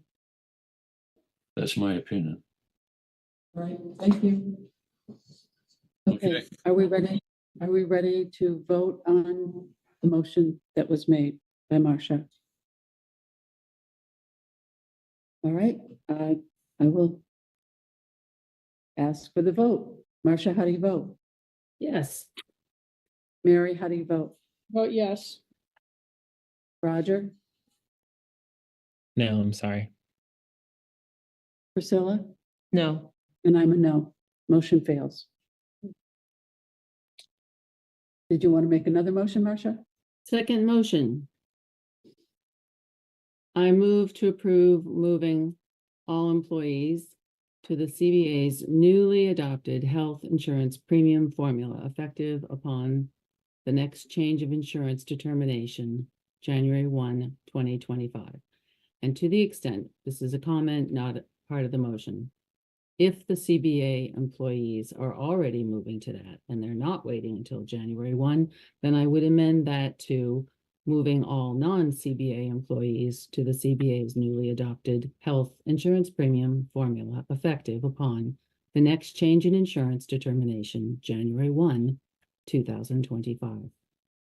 You can't do that, Marcia. You would have to add like subject to union approval or something in your motion. Well, no, I was making a comment. If they're separate, right? Okay. Yep. If they are already doing this, then it's everybody. And if they're not, then this is just applying to the non-CBA. Okay. Can I hear the motion, and then I definitely want to hear your comment, but maybe during the comment. Let me just change the motion. And Yeah. Thanks. I move to approve moving all non-CBA employees to match the CBA's newly adopted health insurance premium formula effective upon the next change in insurance determination, January 1, 2025. Okay. And I'll second that. Okay, thank you. And then can we hear Marcia's comment now, Pam, if that's okay? You Sure. That was it, basically. You know, if there's a CBA component that hasn't actually happened, this is clean. This does it. Okay.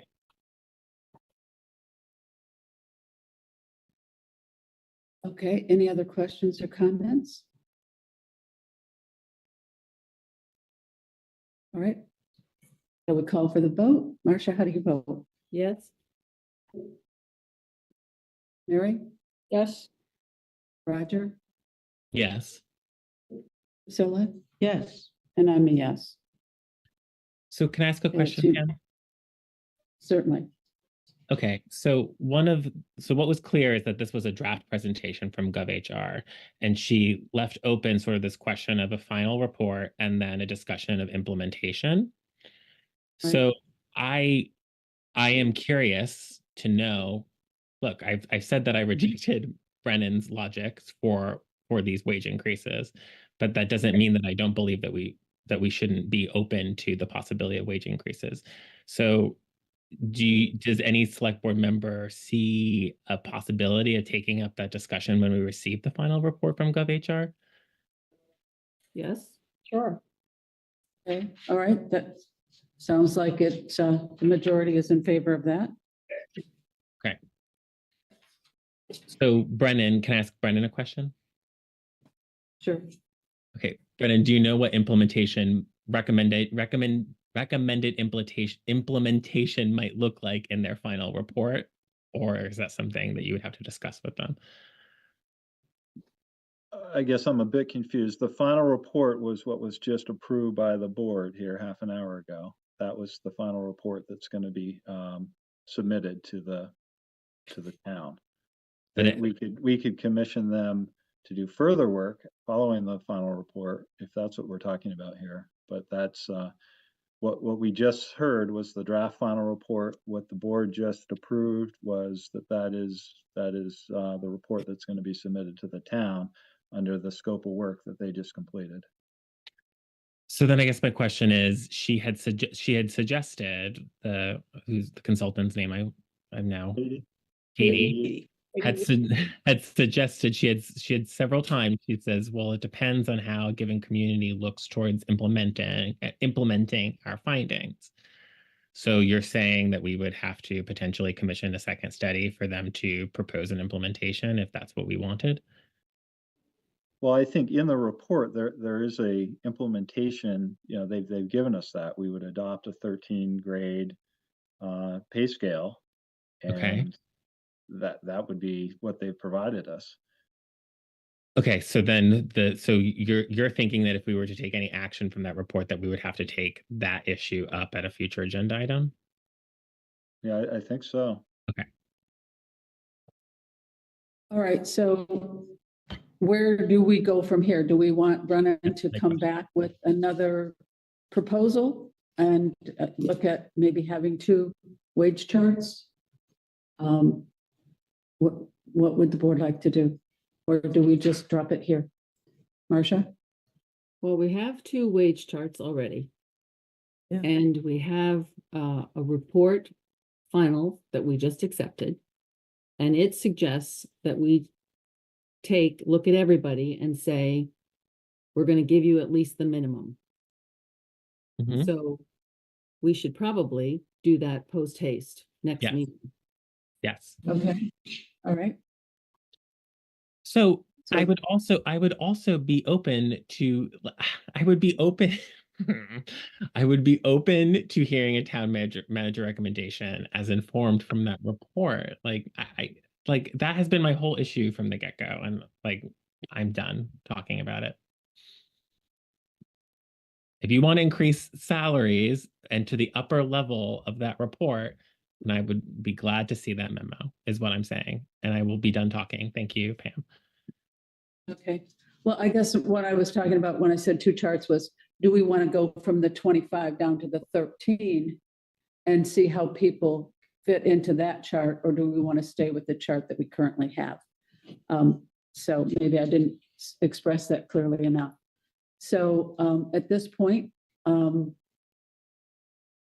unless there are further comments, we will move back to item number 4. Does anyone, Marcia? Well, I think we need to decide how we're going to move forward and do it next week. You mean next meeting? Yeah, next meeting.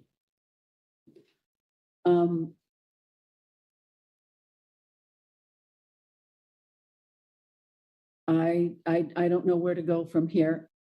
If we want to stay with the 25-step chart, do we want to go to the 13? What are we asking Brennan to bring us back? Well, my suggestion would be that we ask Brennan to look at the minimum wages on the chart and say, that means this. Mhm. These people would be increased and it would be X percent, etc.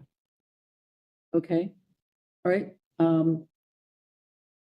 Do we want a motion for that, or just consensus that that's the what the board would like to see at the next meeting? Mary? I have a question about that. So I think we did hear Brennan earlier say that everyone, I believe, is above the minimum.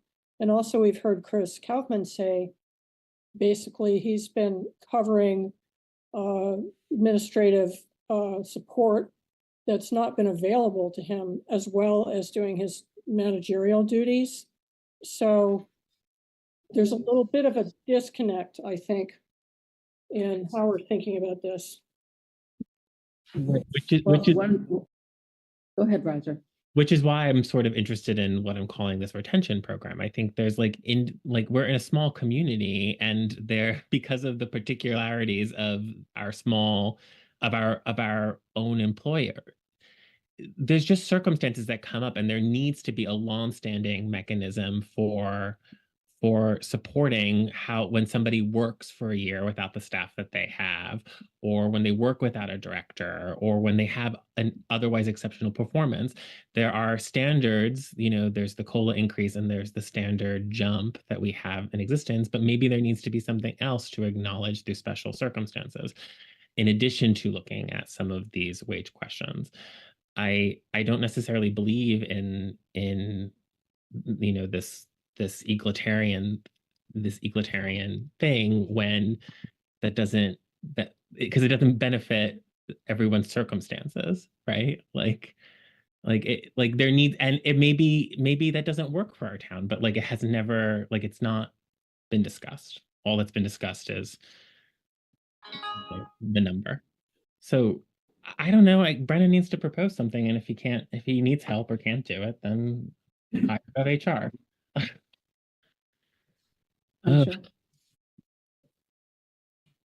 Marcia, go ahead. I just worry, Roger, about anything that's subjective, and that's making subjective, circumstantial, decisions is always a danger, and that creates more inequity, I think. So, I don't know, I would ask Brennan to maybe talk it over with GovHR or something, and just, starting where we are, what would they suggest?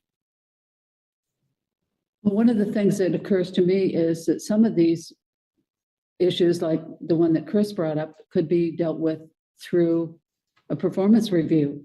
And if they're doing above and beyond, maybe one step is not enough for a wage increase. Right. Maybe go up 2 steps. But those have to be individual performance reviews and decisions that are subjective.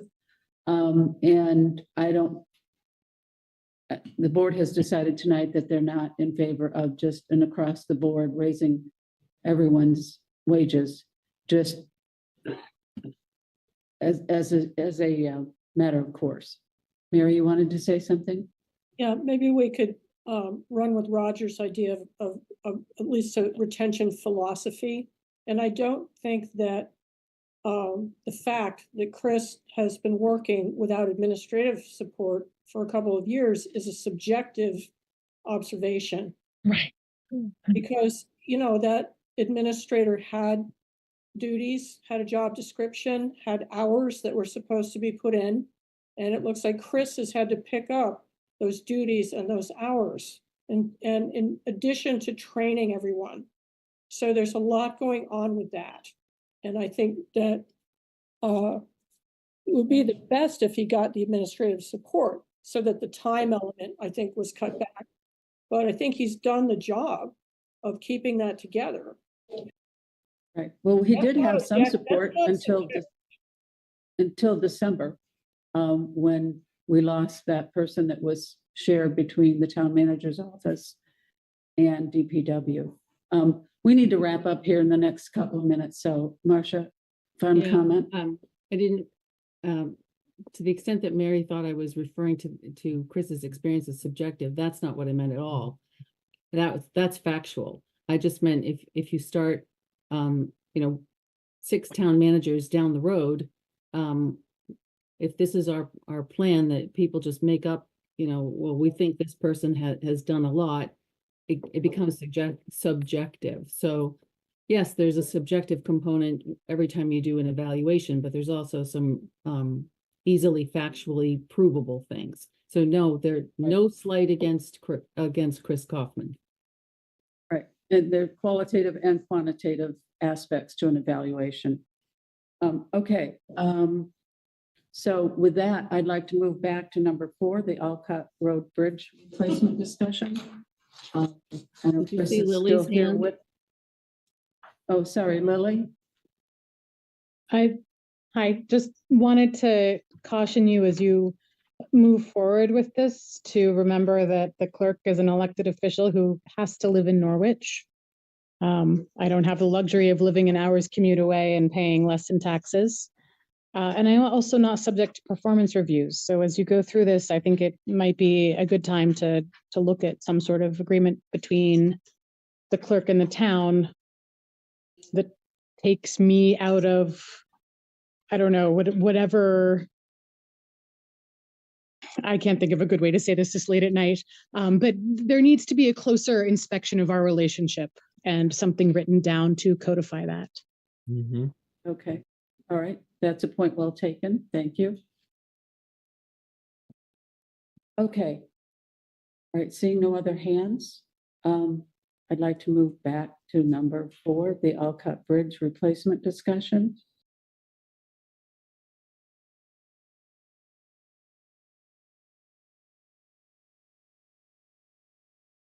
We are running a little later than I had hoped, so I'm hoping this is not going to be a protracted discussion. Just tell us what's going on and what you think we need to do. Well, I think Chris has stayed on because he was going to do a briefing of kind of the current situation there. We've had, just to set this up, we've had a unexpected bridge inspection that no one had anticipated that turned up some concerning results on a bridge across a Class 4 roadway in the town. And Chris, I'm going to turn it over to you from there. Thanks, Brennan. Can you hear me? Okay, Brennan? Yep. Okay. Yep. So basically at the end of February, we were notified by an engineer, Tim Schall, who was came to our attention because they were working with a couple that had some property that they owned adjacent to Olcott Road, which is right off of New Boston Road. It's about 50 feet south east of the intersection with New Boston Road. And they hired this engineer to do an evaluation of the town bridge as a part of their initial planning for development. And this is a Class 4 road, Olcott Road, but effectively is being used as a driveway for a residence and Miss Hoisington, who lives at the end of the driveway. And basically, we were notified by the engineer that this structure was found to be unable to be used. It should immediately be repaired and closed until we could get a repair done on this bridge. So once we were notified, we coordinated with the town manager to evaluate options for that structure. We weren't able to find much information on the bridge itself. It's and it's on a Class 4 road, and basically at this point we are following a Class 4 road policy that stated that the town will not provide maintenance on Class 4 roads except that maintain bridges and culverts for water control. Again, we don't know too much about this bridge, its history, but it appears as though it was built sometime in the 70s and used mainly for this particular residence, although it's on a Class 4 road. So once we were notified, we closed the bridge for approximately a day to come up with some options. We put a steel plate, and we rented that plate across, and we put it across the bridge. It's a small bridge. And we were able to cover it and use it to reopen the road and allow access for this resident to access their home. And so basically at this point, the steel plate's currently out there. We're renting a steel plate for about $1,000 a month. So currently we have options to deal with this bridge. We can continue to rent this 8x20 steel plate. But right now the plate's a little on the small side, and if we wanted to, it's really not a cost-effective solution to continue to just keep a plate across a bridge like this that has already essentially failed. But this was a current initial response. Another option we could look at is also purchase of a little bit larger steel plate, 10x20, which we could put over the bridge. That's about $9,000.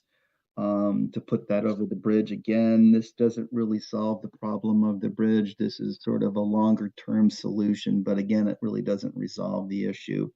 We did meet with the V-Trans, their bridge people. They came out, looked at the bridge. They agreed that the bridge has failed. and that we discussed use of a temporary bridge. They have small temporary bridges that they can actually piece together, and they rent it for about $50 a month.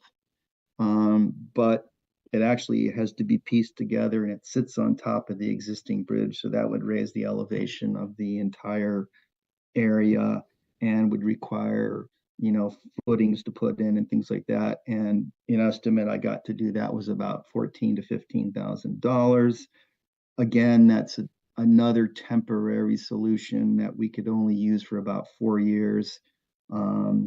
Another option is to replace the existing bridge. That's a much larger process where you'd have to pull out the entire structure. You'd have to do a hydraulic study. You'd have to do a bridge design and yada, yada. That could get very expensive somewhere, depending on what the recommendations are, could be $150,000 to $250,000, depending on what kind of bridge you're looking at. And then, of course, there's the option, which is just basically going in and replacing the existing bridge structure, which is replacing the decking and replacing the failed beams that are concreted into the existing abutments, effectively utilizing the existing abutments, not changing the footprint of the bridge, which would allow us to not get into hydraulic studies and bridge designs and things like that. We did get a cost for that. It's about $60,000 to go in and replace the beams, put in a new deck. And basically this just replaces it as is. Right now, I'm not recommending any particular decision because right now there's a little uncertainty from this couple that are looking to develop this adjacent parcel. They're looking to put in 2, 3, 4 homes off that area, and I'm not sure exactly what the planning and zoning department is recommending. We did have communications, Brendan and I, with this couple, and they are actively working with planning and zoning to come up with what they envision this development to be. And depending on what that development is and what type of development it is, we'd have to look at that section of Class 4 road between the Class 3 road and this private entrance to this essentially small little development, and what that would mean in terms of the road, the classing of the road, as well as the bridge itself.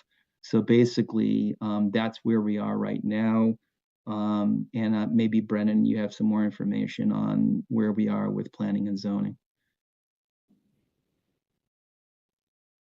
Yeah, tonight I do not have any more information than what we learned last week. So, I guess we wanted to bring this to the board's attention because obviously it's going to be an issue that we need to deal with. Maybe we'll just have to come back at a future meeting with a recommendation once we get a little more detail on the future plans across the stream there. I would also just like to comment, this whole situation arose really out of the blue, and I want to commend Chris for having it handled probably within 2 business days. We had a very dangerous situation there with a woman living by herself with some mobility issues on the other side of a bridge that had just been declared inoperable. So it was a scary situation. And again, I think Chris did a really nice job of reacting very quickly, getting the short-term solution of renting the metal plate to cross the bridge to allow access in and out there for any sort of emergency that might have occurred. Okay, thank you. Marcia, you had a comment? Yeah.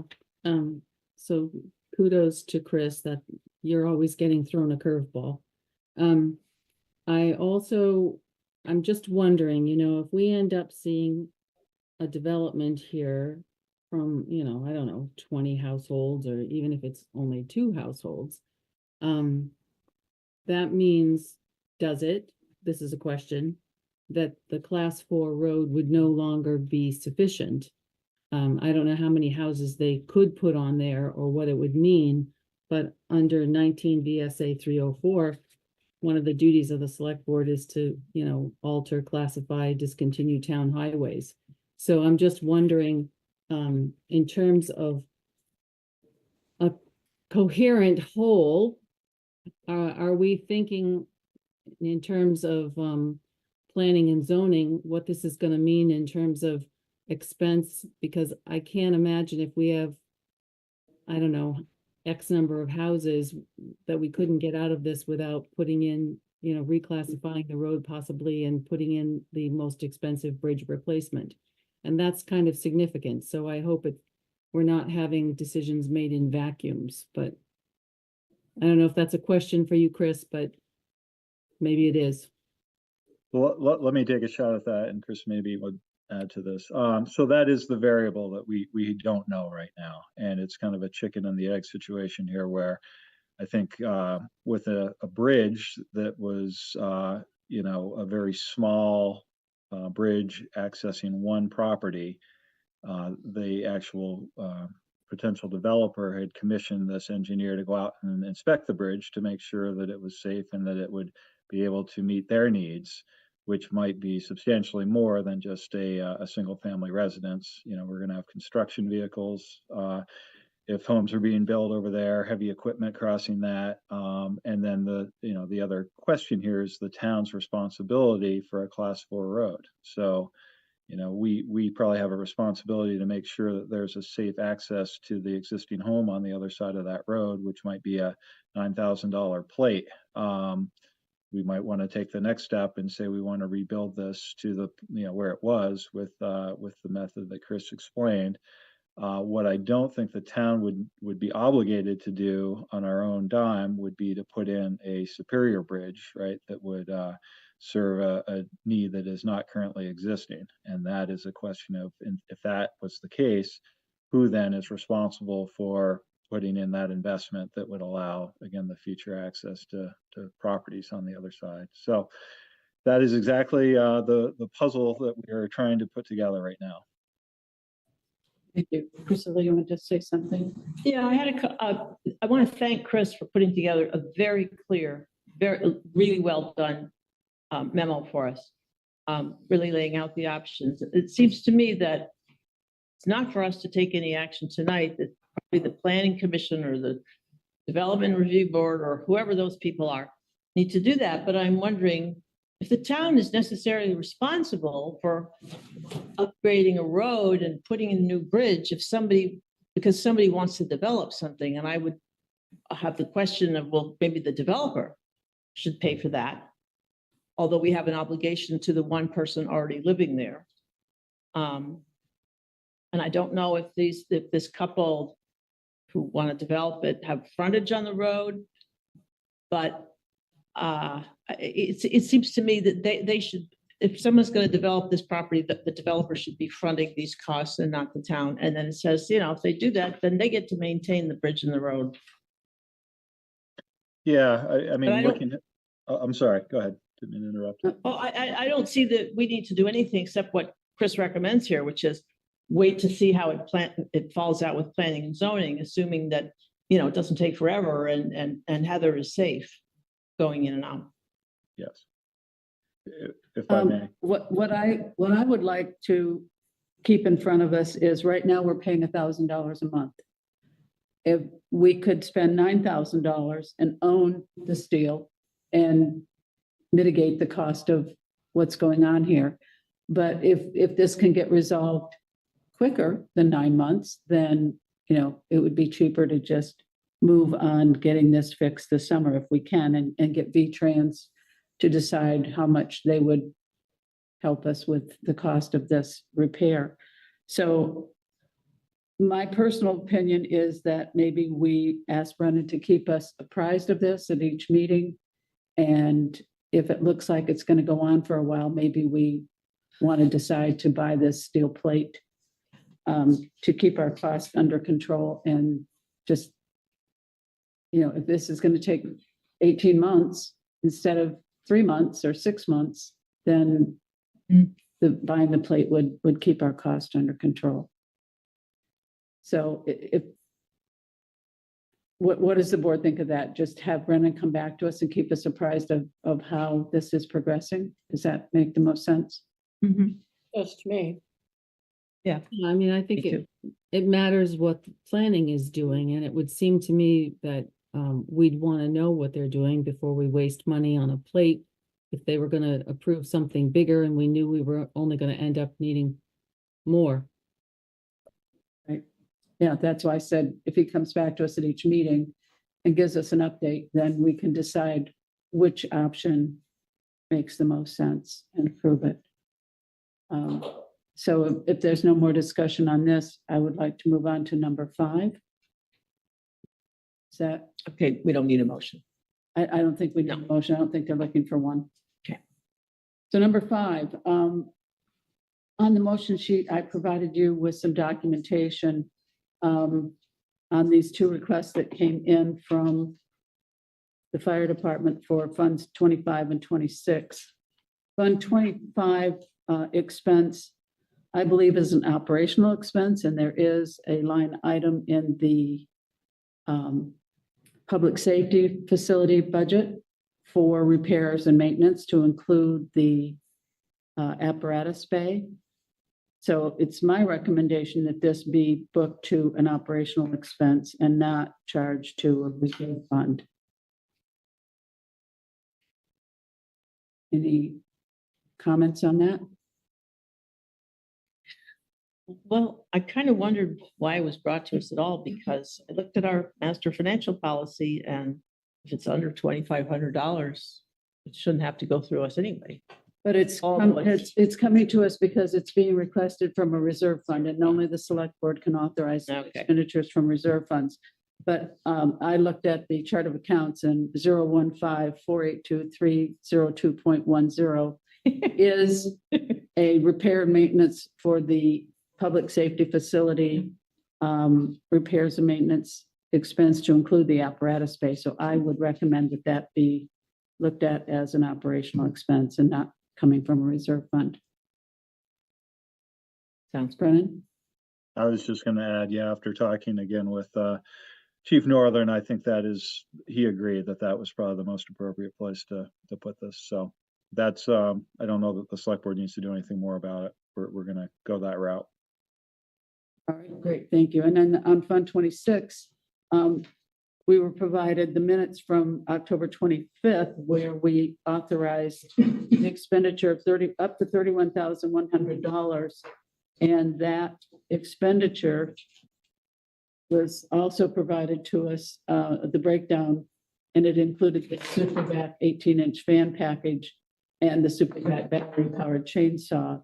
So again, I think this has already been approved by the select board to come out of that reserve fund, and I'm not sure we need to do another motion. What would the board like to do? Rely on the previous motion or Yes. make a new one? I'd like to rely on the previous motion. I think that makes sense. Anyone else? Okay. So Pam, it would make sense to maybe do this at the top of the meeting. We could have amended our agenda and then now I've talked about it, maybe. I don't know. Well, I put it on the motion sheet and as my explanation of how we should do this, but I had not heard back from Brennan that the chief had agreed to either of these. I see. Okay. Okay, so if we want to rely on the previous motion, we can move on to number 6, the hydrant rental, the invoice. And I would like to couch this discussion as, I don't think this is a question we can answer tonight. I look back at some previous minutes from there was a memo dated July 21st of 2022. And then there was some discussion during the budget session of December 7 of 2022, where the Prudential Committee had come to the board and talked about these increases. In the December 2022 minutes, it was decided by 4 of the board members to leave the budget at 34,000. The only person who voted to move it to 60 was Marcia. So what I would like to do tonight is, I think this is something that needs to be discussed with the Prudential Committee. And I think we just need to really hash it out with them how this is going to go, how they justify it. And, you know, this is a well-written email coming from the fire department explaining the town side of things. I'm sure the Prudential Committee has their own rationale. So I would like to know from the board, would we like to delegate this discussion to the town manager? Do we want this to be something that the select board directly negotiates with the Prudential Committee? How would we go about resolving this problem? Priscilla. I am a member of the fire district. I mean, I live in the fire district, which means I have the privilege of paying extra taxes because I live in the fire district. And I've also been going to the Prudential Committee meetings for about the last 30 years. And I'm currently their auditor. I would very much like to have the town manager and the fire chief together, hash this out with the Prudential Committee. I take a little bit of issue with a couple of things here, like how the Prudential Committee hasn't provided any remotely supported evidence and things. Their side of it is that they have provided information to the town manager's office and have received no acknowledgement ever that it was received. And I know I've squeaked about this issue, you know, when we were kind of going into the budget things, and nobody has wanted to touch this hot potato. But I believe there is willingness on the part of the Prudential Committee to meet with the town manager's office and the fire chief, and they're the ones who need to hash this out and then come to us and tell us what they've sorted. Okay, anyone else? Mary?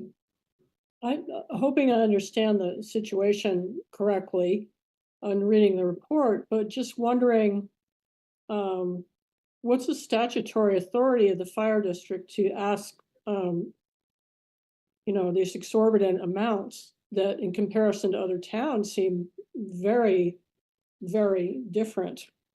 And, you know, is the fire district allowed to shift costs over to the town for operational expense? So I might even want a legal opinion about whether, you know, whether this level of hydrant rental expense is even allowed under statute. Well, that's certainly something that could be discussed in a negotiation between the town and the fire district. With legal Marcia, you have- counsel?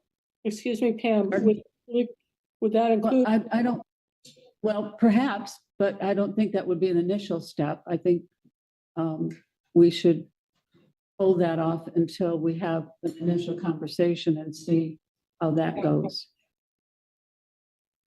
Marcia? I think that this has been a conversation for years that hasn't gotten anywhere. I'm not giving a legal opinion, but I will offer that 20 VSA 2602 is matters subject to regulation by bylaws of a fire district, and it certainly doesn't include this. So, you know, I remember years ago hearing how there were a lot of costs.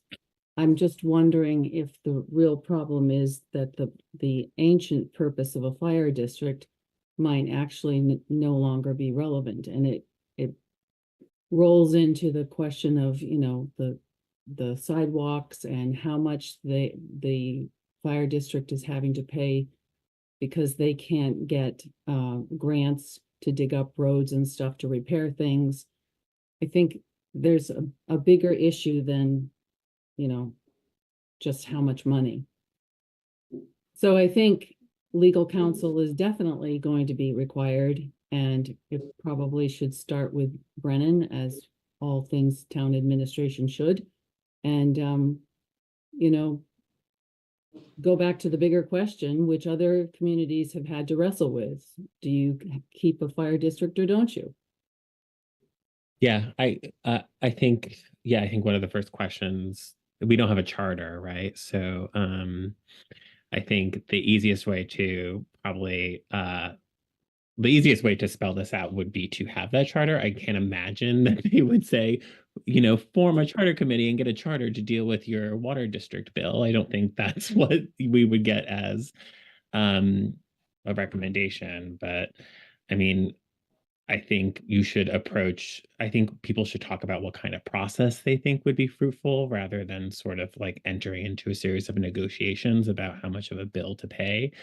I would say like agree to what process would be productive, and definitely talk to legal counsel. And this is probably a good issue for mediation, quite frankly. This is a bill that we think is too exorbitant. We don't necessarily agree that we should pay it. And so let's have a mediated conversation about it. And then you may very well get into other issues. So I don't say that as an escalation. I say that as a way to have a productive process. Okay. Right, so do we want to make a motion to ask the town manager to meet with the fire chief and the prudential committee and come back to us with? I'd love to make such a motion. I may. Okay. If I could ask that it would include talking to legal counsel, because you're not going to get anywhere if you don't know what the Right. guides are. Well, I would like to move to request the town manager, the fire chief, and the prudential committee to start meeting to resolve this issue and to call in legal counsel as required. That cover it? Second.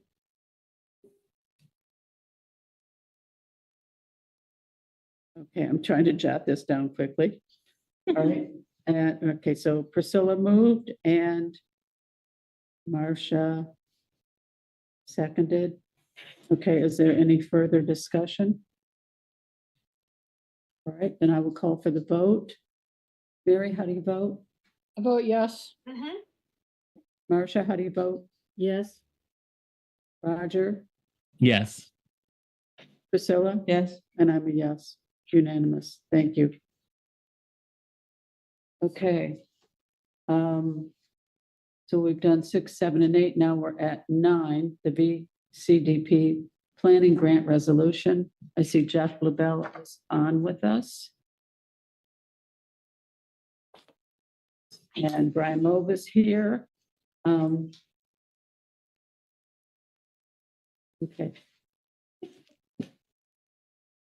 All right. So we have quite a lengthy packet in our presentation in the packet. On page 2 of the packet, behind the single applicant page, we have a draft resolution that is being requested of the town. So I'll ask Jeff if he has anything that he would like to add to our discussion tonight.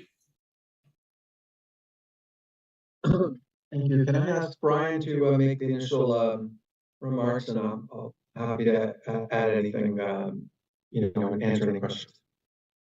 All right, great, thank you. All right, Brian, go ahead. Sure, thank you. Really appreciate the chance to finally bring the whole package before you for this grant application.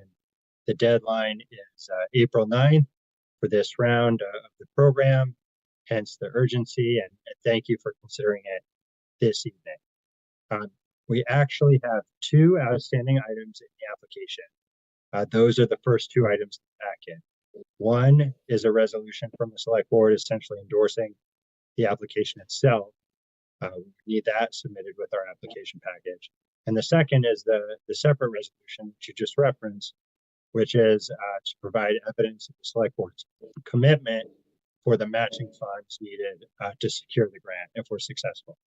So those 2 items, put them right up front so that we're not sure to miss them, because if we're to submit for the April 9th deadline, that's what we need to be able to take away from this meeting. The full text of the application has changed since folks have last seen it. It speaks to the same review of the site that we've discussed, which is the northern end of the parcel that includes the transfer station. There's environmental, archaeological studies of the site, as well as kind of more concept and planning evaluation to see if it's really suitable for thinking further about housing at the site. There's no commitment in any way at this time to a project, to any kind of concept for a project. It's just letting the town apply for federal dollars to do studies to help the town make decisions in the future. So we'd love to answer more questions, but the key thing is those two items at the beginning. You also, I want to note, see in the packet letters of endorsement for the project, both from the Planning Commission in regard to the town plan and from the Two Rivers Regional Planning Commission in regard to the regional plan. Separately, Two Rivers has submitted their piece of the application, which is on environmental level of review. So really, it's all set and ready to go, pending your comments and your review this evening. So thank you again for your support. You've been wholeheartedly supportive so far. We hope we're successful in the application, and then we can get down to the more interesting work of the study of the site itself. So thank you.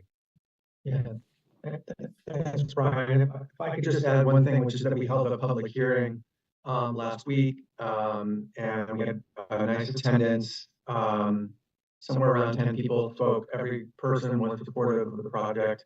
Some of them spoke very eloquently about the need for affordable housing, about the, believing that it makes sense to move forward to really understand better the potential of this particular site. I think everyone understands just the beginning of a long process, and it's just the planning phase. There's no commitment at this point to build anything, but it is a commitment to try to understand the potential, and if this is successful and you decide to move forward, then there would be an environmental phase to really understand the environmental issues, and that's down the road. So really appreciate your consideration of this, and if you have any questions, I would be happy to answer. Okay. So if I'm understanding this correctly, I thought there was only one resolution to be passed. So we have a second one. And it has to do with the first page of your presentation in the packet. So at this point, we're just, you need a motion for us to approve you actually submitting the application for the grant for $60,000. Is that correct? Just to be clear, the first page in the packet, in this section of the packet, comes directly from the application package and is the same resolution required of every applicant to the program. And there are some blanks that have been filled in for our purposes. So yes. So you need the entire resolution passed as it is in this. Okay, all right. That's clear. Specified by the state. Okay, thank you. Marcia? Yeah, I have two questions, but before I get to the questions, I have a point of order. I'd like to make a motion to reclassify the Affordable Housing Subcommittee to the Affordable Housing Commission and appoint the people who've been acting in that capacity to that commission. Because I feel still very strongly that we have people who are representing that they're on a subcommittee that haven't been appointed by the select board. And I think that's easily remediable. I think that there's clearly an interest in the town of having affordable housing. And I have heard that there might have been an affordable housing committee in the past. And I don't see that we're doing any harm by appointing these people so that they actually are who they represent to be. Beyond that, my questions are on page 5, the planning, it says that would be page 114 of the packet, page 5 of this document. The planning grant indicates that there are discussions about using the fire district land, which is under town control development rights. I don't think the select board knows anything about that, so I'm just a little concerned if that's a misrepresentation and where there's coordination between town groups. And then on page 9, which is page 118 of the packet, can you tell us who are the Wagner development partners? Sure, I'll take them in turn. So the first, I believe, refers to the large parcel of land owned by the fire district north of Beaver Meadow Road as it goes outside of town. This is one of the parcels identified in the study of town-owned land or like town-owned land a few years back by the then town manager in collaboration with the Planning Commission and its Affordable Housing Subcommittee. At the time, and actually in the previous agenda item, you've heard quite about a bit of discussion about the relationship between the town and the fire district. This was among the reasons for our preference for this other site off New Boston Road for the planning. And so we're not suggesting a planning grant on that other parcel. It's possible that informally folks around town would still like to explore housing opportunities on other land owned by the town or by the fire district. But for a number of reasons, including those outlined in the application itself and in previous memos to the Planning Commission, the Select Board, it's the transfer station parcel that was chosen as the best first case for investigation. So that's the one that the grant application is looking at. The second question on Wagner Partners. So based on the capacity of towns across the state, some are more able than others to administer a grant of this complexity and this size. Given that we don't have a current planning director on staff, in consultation with the town manager, we decided that it might be best for the town to go out and procure a firm to administer the grant if we're successful in the application process. So we put out like a request for interest to several area firms and got applications, had conversations in which the town manager was involved and identified a likely partner. I want to emphasize no agreement has been made. That would have to come after there's a grant agreement in place and we could fund that contract with dollars from the grant program. So it's simply the identification of the firm that rose to the top from the interview process in that kind of procurement process, looking for a partner in administering the grant if we're successful. And just so you know, Wagner, Isaac Wagner has 25 years of experience in developing community projects. He was currently in Brattleboro. He was the former director of housing development for Wyndham Windsor Housing Trust in southern Vermont. And he's on the approved list of that we were given by the state of consultants who work with VCDP. They kind of vetted them and pre-approved them. And so he has experience doing this. He's a recognized name for the state. And Brennan, I don't want to speak for him, but in general, Brennan expressed that he was comfortable working with Isaac and his firm. So y'all both have a lot of reverb and echoes, and it's just I don't know if there's anything y'all both can do on your end. I don't hear any echo when Brian speaks.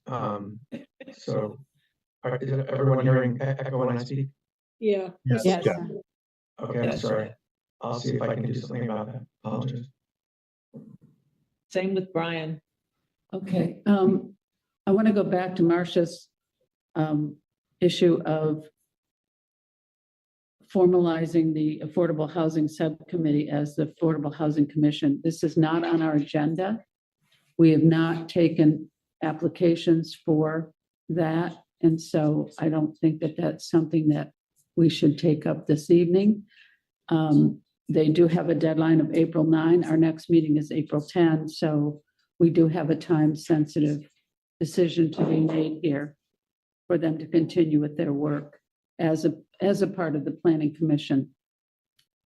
Yeah, So we knew this was going to be forced and it would be a time, I'm losing my voice, a time constraint. We've known that for months. I just have a real problem with the identification of people who haven't been appointed. I am definitely in favor of affordable housing for everybody in this town and for anybody who needs to move to this town. but I think we should be correcting this oversight that's been going on for too long. So for that reason, I just wouldn't be able to vote for this, because if somebody said to me, are they appointed people in this town, I would say, no, they're not. Can I ask a question? I mean, I don't think there's anything magical about us being identified as being a member in any particular body or not. You know, if it would be helpful to remove the identification of us and just name us as individuals. We're certainly, there's no law that says that the contact person has to be an appointed official. It's just somebody who's gonna interface with the town. I mean, Marcia, that would get your vote, to not, if that's the only obstacle and other people are comfortable with it, I don't feel a need to be identified in that manner. Is there any reference to an affordable housing subcommittee in this application? Yes. I haven't picked Absolutely. up on one, but if there Yeah, is- yeah. Yes, throughout. It was the subcommittee that drafted the application. But it's a subcommittee of the planning commission. Right, and it's in the planning commission bylaws. I mean, it does exist. You may not be comfortable with it, but it does exist. It did do these things. So I don't. Okay, Yeah. all right. I would like to ask if anyone would like to make a motion at this point. The first motion, I guess we need is to accept this resolution that's on page 1 of the presentation. And it's very long, so I think we could just say that we move to accept the content here, and I can add that to the minutes, since I'm a minute taker this I'm time. willing to do that. Okay, I move that the board accept the resolution for VCDP grant application on behalf of the Affordable Housing Committee for $60,000. okay. Is there a second? I'll second. Thank you. All So, right, is there any okay. further? Can I just make one comment? Yes, I was asking if there's further discussion. Go ahead. Okay. So I think the only concern I have is one that I think I've shared with both of you, and then that, but you know, I also acknowledge has been expressed in, you know, these spaces, which is somebody in need of a home, hopefully an affordable home, is needing to balance that really very real material need against the possibility of, you know, the psychological harm of it being on a former transfer station spot in the wealthiest community in Vermont. I think that's like a very never mind the possible environmental, you know, unknowns. So I think you both have acknowledged, and this study also acknowledges that, you know, we will look at those tensions and those issues.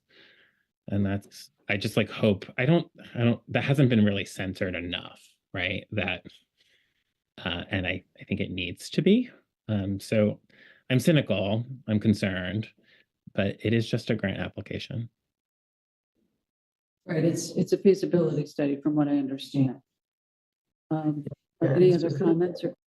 If I may say just specifically, we do plan to consider, you know, ways to access the site that do not make people feel like they're driving by the transfer station or driving by the garage.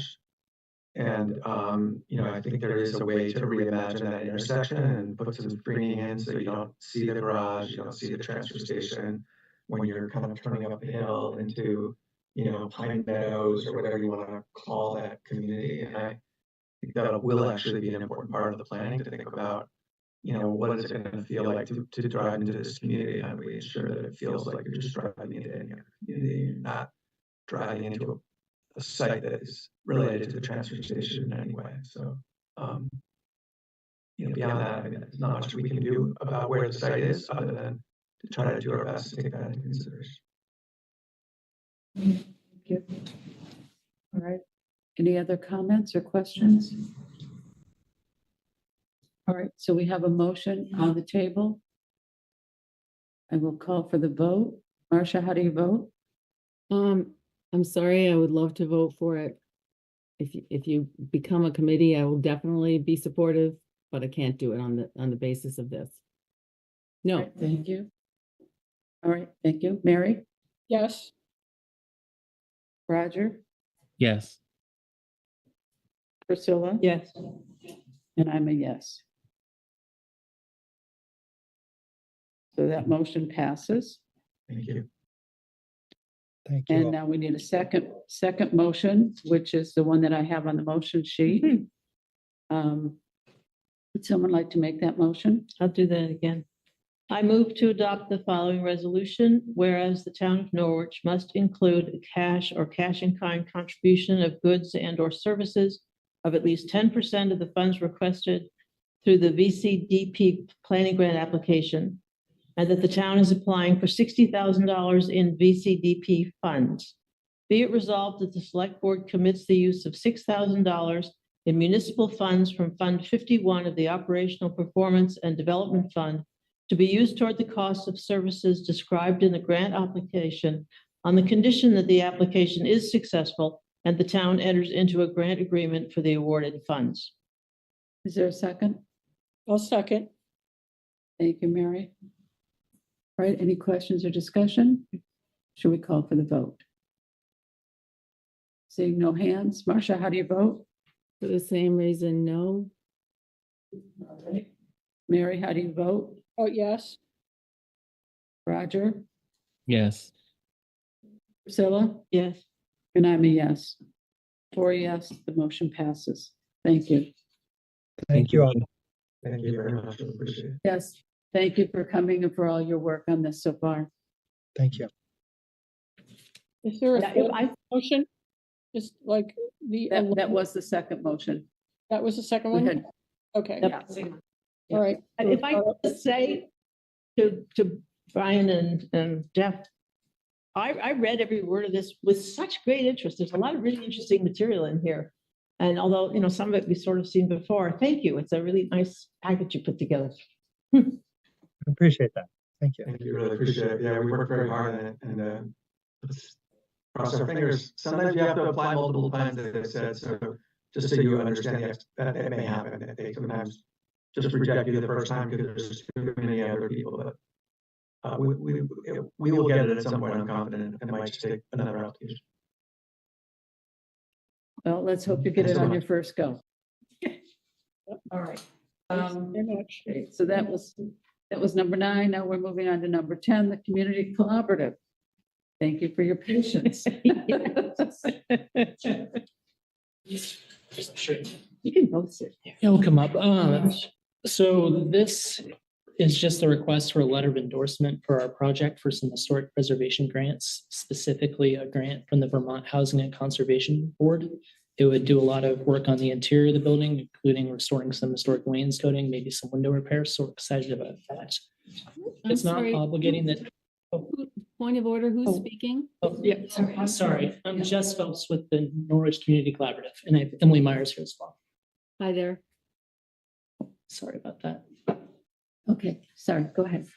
Yeah, so we're looking for a letter of endorsement that would help us with some grants that we're applying for, specifically historic preservation grants, to help us with the work on the Norwich Grange project.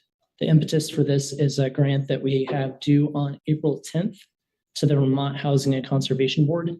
It would be up to $100,000 and would be used to do a lot of the historic work on the building, which is pretty exciting. We presented previously on this.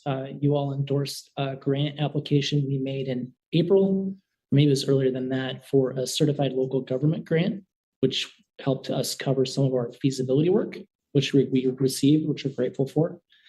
So we'd like your support for this project. Just again, not obligating the town to commit any funds.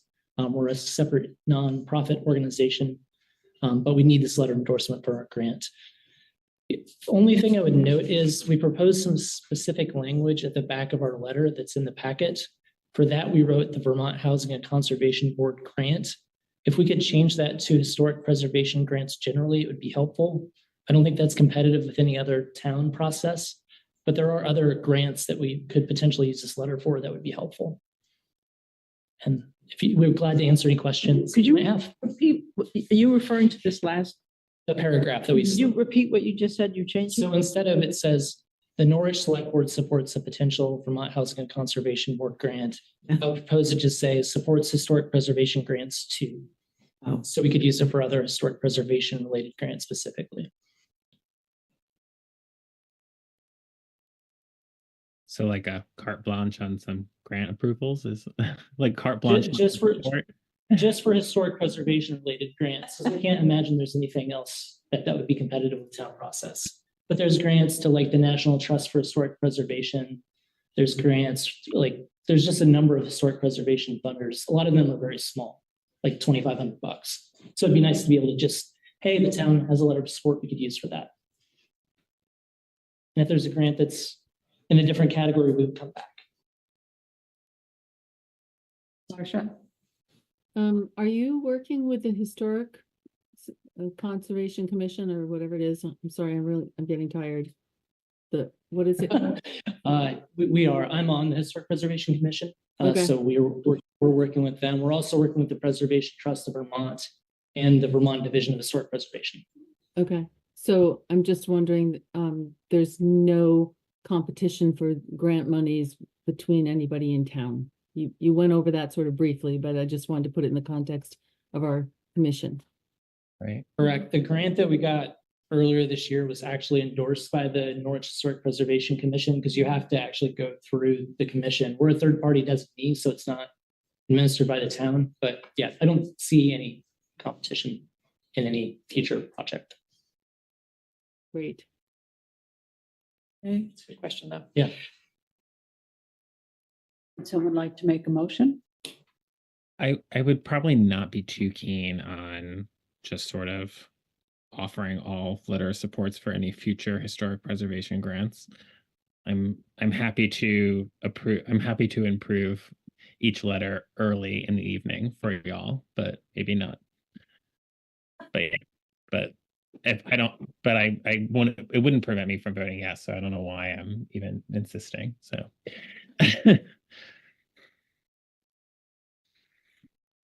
I don't know what other people think. I'm happy to go forward with it. Okay. So would someone like to make a motion?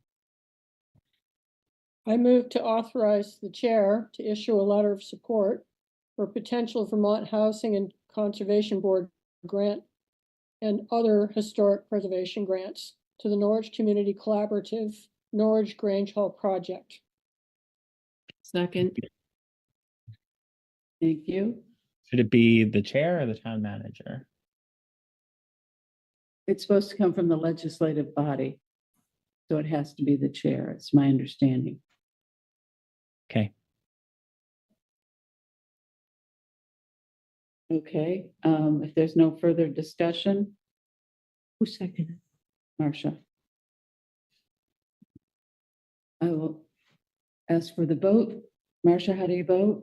Yes. Mary? Yes. Roger? Yes. Priscilla? Yes. And I'm a yes, unanimous. Thank you very Thank much you for very your much. support. Thank Have you. a great night. Yep, have a good Thank night. you. It's a long Thank you. agenda tonight. No, it was really good to hear about the Olcott Bridge. Brendan, please thank the director of DPW for making sure that that bridge was that Mrs. Hoisington could get to and from her home and emergency vehicles could get to her. That was really critical, and DPW did a great job. So kudos to them and kudos to you. That was really important for us to make sure she was safe, and it was great to see that she's okay. So thank you. Right, thank you. Good night. Madam Chair, point Yes, of order. May we have a 5-minute break? absolutely. Thank you. It's 9:14. Let's come back at 9:20. Okay, thanks. Recording stopped.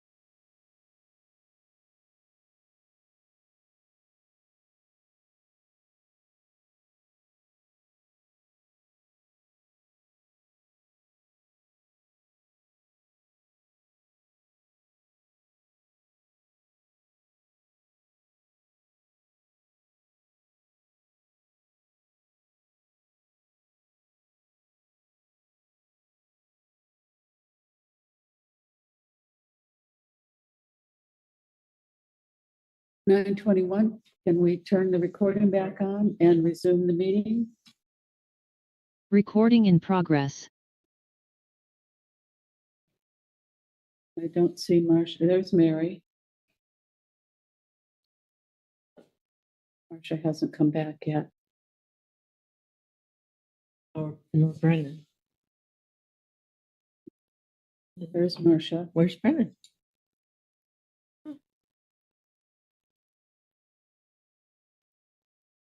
I'm here. There's Brennan. Okay, Okay. good. All right. Okay, we're now at number 11. And we've compressed 11 and 12 down into 11A, B, and C. Well, we're certainly not going to match the last meeting by adjourning before 9:30. So I don't know how deep we want to get into this discussion tonight. Marcia sent out the chart that she did. Again, I sent out my recap of the goals that each one that each of us submitted last time verbally. I wrote them down. How do we want to proceed? Marcia? So what I attempted to do was to take that laundry list from last week and compress it into the Excel spreadsheet. And the priorities were legal mandate, avoidance of litigation, and then simply how many people were interested in how many in which projects or goals. And I think I got them. The numbers right. There may be some tweaking, but I thought it might help move the conversation forward for people to first decide what are the goals that we have for our town, and then, you know, what performance objectives are required to start unpacking that problem, and what are the timelines.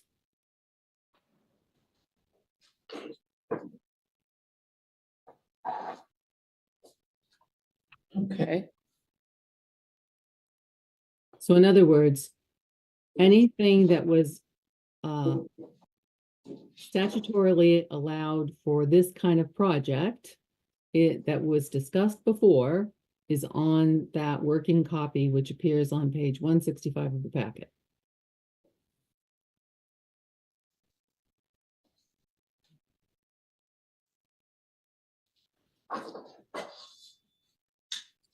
I would almost suggest that maybe this merits its own meeting. That's kind of where I've been thinking too. It's just too much to try to compress into other meetings where we have so much else to deal with. At the April 10 meeting, we're doing interviews for any committee appointment that expires at the end of March, because we couldn't put it on this agenda. And then April 24, we're doing the end of April committee appointments. So I don't know how people feel about how urgent this is to come up with this. It wasn't done at all last year. So well, I would be open to suggestions of when we could take this up, maybe at its own meeting. Well, just a point of order, last year, we didn't have the contract signed until September. And then we went, you know, plunged into budgets. And after budgets, you know where we went. So here we are. But I do think we need to remember that time slips quickly. And by next September, we've got a window of opportunity to do an evaluation of our town manager. And we can't do that unless we have first identified the goals that we want the town to achieve through the work of the town manager.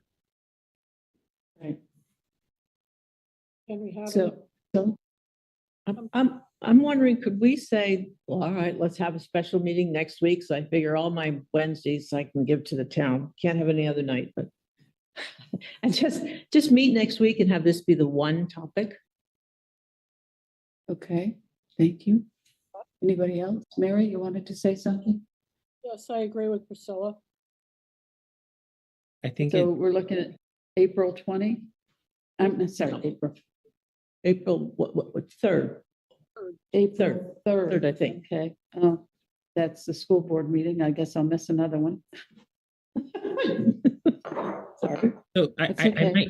I might suggest it would be as simple as making it the first thing we discuss. Like I am much more of sound mind to discuss this at 6:30 than I am at 9:30. And I don't like, if the only way that we can accomplish that is a special meeting, that's acceptable to me, but I would rather just discuss it first thing at the next meeting, because generally, you know, I support this approach. I just don't have I don't know if I have the capacity to get really into the weeds right now on it. Does that make sense? Understand. Yes, well, if we're going to do committee interviews next meeting, the 10th, do we want to say that the first hour we devote to this and then tell people that they can come at 7:30 for their interviews? Does that make sense to do it that way? I think that might be better, certainly for parents, like if there's any, anyway. Yeah, maybe they can get the dinner hour behind them and then come for an interview. Okay. And interviewing by Zoom is certainly acceptable. So I'm open to either way. What's the pleasure of the board? Do we want a special meeting on the 3rd, or do we want to set aside the first hour on the 10th and tackle the goals? Priscilla? I like Roger's idea of taking an hour on the 10th instead of yet another meeting, because with a 199-page packet, which comes out Friday night, and I didn't look at till Saturday morning, and then to say I have to have that all digested and figured out by Wednesday. I don't know about you guys, but you know, I have some other things that intervene too, and it's hard for me to, I mean, I can read all this, but to digest it and think about it and sort things out, I need more time. Okay. So it'd be helpful. I mean, hopefully we don't have another 200-page packet 2 weeks. I hope so too. Well, we'll have quite a few pages of applications from. Well, that's okay. That's wanting to be on committees, which is one. That's good. That's good. I hope we get a good response. Mary, what's your thought? Do you want to do that first hour of the 10th, or do you want a special meeting? I think the first hour of the 10th would be fine. Okay, Marcia? That's good. And Roger, we've already heard that's your preference. So April 10, we will do the first hour for goals. Do we want in this, I'm wondering in the spirit of like a 360 style, you know, process, do we want Brennan to at least think about this? It seems like we're generally okay with this, you know, this Excel spreadsheet of many colors as the tool that we use. So if we generally think that's the tool we use, then we can invite Brennan to start using the tool as well, potentially. He's listed on there because he opined when the rest of us were opining. Yeah. Okay. Okay. Well, yeah, then we can talk about that at the next meeting. All right, so with that in mind, we're going to then skip over 11, probably kind of combine it to 11, so we'll go to 13. And we'll come back to number 11 at the next meeting. Okay, number 13, approval of the minutes. February 28 is the first set of minutes. And those were the minutes done by Rod. And I did submit a request to add to those minutes, capturing the motion that Marcia made at the end of the meeting about putting the listers compensation on the August ballot. And then I also added the comments from the town manager's report, because we had said that we were going to capture the town manager's report in that regard. So it's up to the board whether they want to accept the, I guess, the town manager part. We have to put in the motion that Marcia passed, because it was motion passed at the meeting. So would someone like to make a motion for the February 28 minutes? I'll do that. I move to approve the February 28, 24 minutes as amended by Pam Smith's memo. All right, thank you. I'll second Is there a it. second? Thank you, Mary. Linwood has Is her there any- hand up. Oh, I was yes, Lynn. just checking Linwood? on, yes, I was just checking on the typo of my name in the 28th minutes. Sorry, Linwood. Right. Oh, Oh, that's right. We that's need, right. friendly amendment to make that change on her name spelling. How about we just say that I'll check it for any misspellings and make those changes? Okay. Is that acceptable to you, Priscilla? Yes. Okay, I also agree to that. okay. All right, great, thank you. Okay. All right, we'll call for the vote. Mary, how do you vote?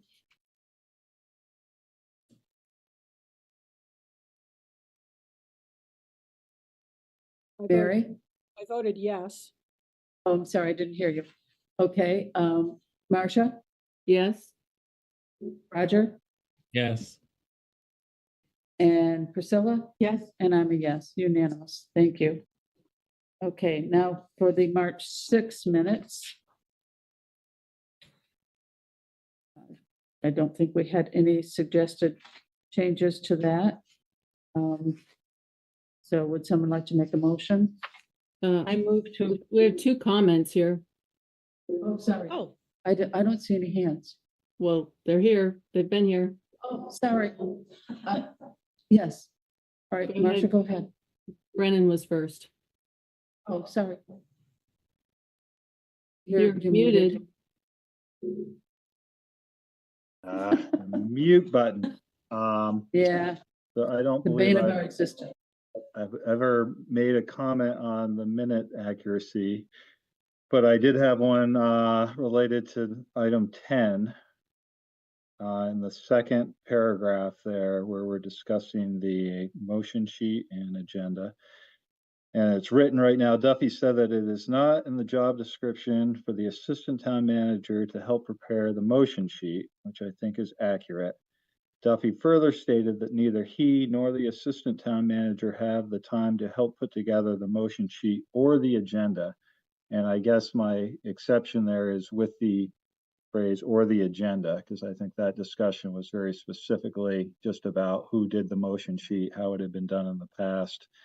Obviously, the duties of the town manager are to assist with the putting together of the agenda, and we do so on a regular basis. So I guess I would ask, at the very least, to strike that that last three words from the minutes.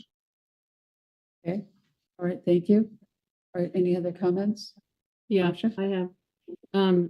So the quotation from me is it's unusual in that we don't usually have quotations. It's a factual statement, that's true. But Which item are we on? we're talking about where is it? Number 2. A long time ago, because we've had such a huge variety of minute-taking styles, during the last year, we spent a huge amount of time discussing what would be in the minutes, whose opinion or statement would be included, where it would be entered in the minutes. And in an attempt to stop wasting all of that time, I started entering the statutory citations in the minutes to show what was actually required. And so what's required is all motions, proposals, and resolutions made, offered, and considered, and what disposition was made. So in the end, some weeks ago, this body decided that we would report only the actions that were taken. Now we seem to be back to the old bad form with some items being reported, some items, seem to be omitted. And so I think we should probably decide which way we're going to go, because it isn't serving the public well, and it certainly takes a lot of time and ends up looking a little amateurish. So I don't recall us having a motion. I remember there was some discussion and some opinions expressed. I don't remember voting for or against, just recording the motions. I think it was one of those things where we took the temperature and everybody agreed. I didn't agree to that. Do you want a motion? so- I can make a motion. Yeah, please do. Do you want a motion, Pam? It's up to you. I mean, Sure. I think I do think the agreement. I do think that was the consensus, that we were just going to do basically the motions. And I think until we get a minute taker that like has a consistent style, even if one that individually we might not like, but nonetheless is the style or the voice, then like that's what we just got to do. And it's consistent with statute. Sorry, Mary. Well, I think we should have some context, but that's just me. Mary, go ahead. I think that the statute actually says there should be a sense of what went on in the meeting. And that's one of those statutory gray areas where it shouldn't be a transcript, but there has to be some sense. So I think just the motions is a little bare bones. So a little context, I think, sometimes is a good thing. I agree. Well, I think we should decide what that context is going to look like. And because there needs to be, subjective, self-serving kinds of things are not exactly useful. Yeah, no, it's, oh my God, yeah. Mary? I think that just thinking back to that meeting and thinking about, even on thinking about the transfer of power and thinking about how abrupt these transitions to a new board, even if it's the same board, always seem, like sometimes it's an election result, and there's a new person, or there's a lot that shifts, and it's always shocking to me, even though I like everybody in the room, and I think I've had some, good working relationships with everybody. It always seems like a tossed salad. Everything's suddenly up in the air, and you got to kind of take a deep breath and hopefully gracefully accept whatever is being reformulated. And sometimes it's hard to do gracefully. Well, I hope you're not thinking I'm being ungraceful, because in fact, Many times. What? Well, I can't be, I'm not the most graceful person, but I just think that sometimes the organizational meeting it's like 10 minutes long and it's total tumult. So I think this isn't really about organizational meetings, because I actually have a concern about the next minutes. okay. In number 10, I had my objection about what we were discussing doesn't appear at all. And it looks like, everybody was in agreement that we had a violation and we needed to have a cure. And that's not what happened. So that's the problem with subjective reporting. So Different set of minutes. Yeah, it's the March 13 minutes. Okay, so Roger has offered to make a motion. Sure. We'd like to hear what his motion is. Yes, sure. So I move that the town of Norwich record the motions, records minutes consistent with statute, which may be limited to motions and their vote outcomes until a minute taker can be hired. How's that clunkiness? pretty clunky. I'm open to friendly amendments. Or But basically, I mean, someone like- basically what I would like to say is we'll take that motion off and I'll say I move that the town of Norwich records motions and their votes as there are minutes until a minute taker is hired. Do you want to just cite the statute? As sure. I mean, it's all motions, proposals, and resolutions made, offered, and considered, and what disposition is made of same. Yeah, that sounds good. 1 VSA 312B1C. I think the disposition of same is a gray area where, Right. That's why I didn't make that motion because people don't agree on the disposition. Well, I think the disposition is what happened, what we vote. well, I think it's silly to have this motion. We could just try to do better. Thank you. So we have a motion. Do we have a second? Second. All right. Is there any further discussion or would we like to vote on the motion? Seeing no hands. Marcia, how do you vote? Yes. Mary? No. I'm sorry, what was that? No. All right, thank you. Roger? Yes. Priscilla? No. And I'm a no.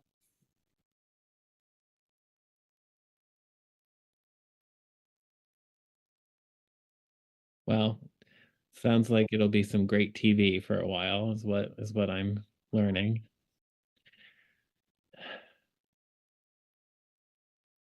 I don't think the TV will be as interesting as what you see in the minutes. Well, we had one of the, yes, the minutes are the great TV, Marcia. I'm sorry, we should move on. Okay. Yeah, can we get back to, Yeah. Can I move to approve the March 6th, 2024 minutes? Brennan has requested a small amendment, small change on page 2 or page 3. Oh, rather. right, as amended by Brennan, yes. Okay, thank you. A second. Thank you, Mary. All right, any further discussion? Mary, how do you vote? I vote yes. Marcia? No. Roger? Yes. Priscilla? Yes. And I'm a yes. All right, now on to the March 13 minutes.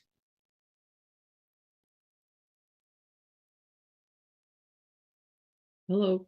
I did propose a couple of changes there, a couple of misspelled names. And I put in a bad amount for the AP warrant 1105, and it looks like Mary picked up my Error. and my extra digits, so I would like to fix that. Other than that, I didn't have any changes. At the beginning, it says select board members present. My recollection is that Roger, Marcia, and Mary and Brennan were all remote that night. They were. Did you want to indicate that or not? I could do that if that's important to people to say who was in person and who was Zoom. I don't. Just we have in the past indicated that. Yeah. What's the pleasure of the board? Do you think that's important to know whether people are in person or Zoom? Only if you want to follow the statute. Okay, well, and I guess Yes, follow the statute. absolutely. Sometimes we do, sometimes we don't. This time we will. Okay. All right, so we need to change that, and I can certainly fix that before I send it off to Miranda to finalize. So we've got a couple of misspellings of the names, my misquoting the amount of the AP warrant. I put in some extra digits. I'll fix that, and then I will fix the in-person versus Zoom on the attendance. Any other amendments to these minutes? Item 10. Item 10. What was? And There was, in this case, there was no indication that I had offered that this was not meeting the requirements of the law and didn't need to be corrected. And hadn't. so are we gonna put in discussion, or are we going to just have the motion and the vote? You've got a sentence that says there was wide-ranging discussion about the exact procedure to follow in order to cure this violation. So after that, you could add, Marcia Calloway disagreed with the lack of statutory procedure proposed by the chair.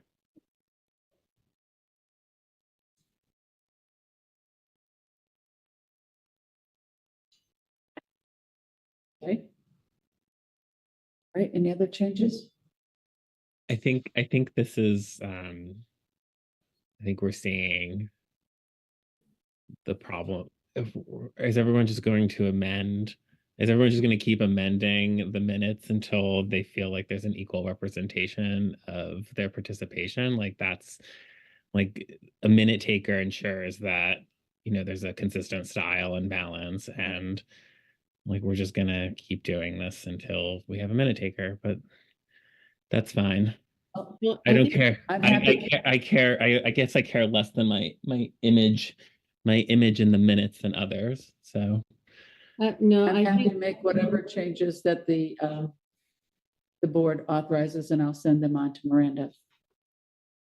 just, Marcia, you wanted? yeah, I mean, if people think there needs to be context, the context needs to be correct. Right. And so if one person is saying, no, I don't agree with that for a particular reason, statutory, I mean, I think that's important, then it should be recorded. Okay, like I said, I'm happy to submit these changes to Miranda. It's work that I've agreed to take on. Mary? I can see Marcia's point. I think as a minute taker, trying to be concise in very concise in what I said. And I do believe that we had a lack of clarity on what the statute required. So, I don't know, which we could do better on next time. I don't really propose it as an amendment, but we had a serious lack of clarity, just saying. Right, isn't there a saying that you can please some of the people all of the time? And all of the people some of the time, but you can't please all of the people all of the time. Well, I'm not trying to, So- just trying to get some accurate minutes. If I get Right, so we need, if I get a full quote in one set of minutes and I don't even get a statutory reference in another set, that's a problem. well, it's a difference in the minute taking, rotating around to various people. So that's part of the problem, is that we don't have one person as a minute taker, to Roger's point. All right, so we've got some changes that have been suggested to the March 13 minutes. Can I get a motion, please? Yeah, I move to approve the March 13, 2024 minutes as amended. Thank you. Is there a second? Second, Thank you. Mary, how do you vote? I vote yes. Marcia? yes. Roger? yes. Priscilla? Yes. And I'm a yes, unanimous. Thank you. Okay, number 14, approval of the AP warrants. We have one warrant this time in the packet.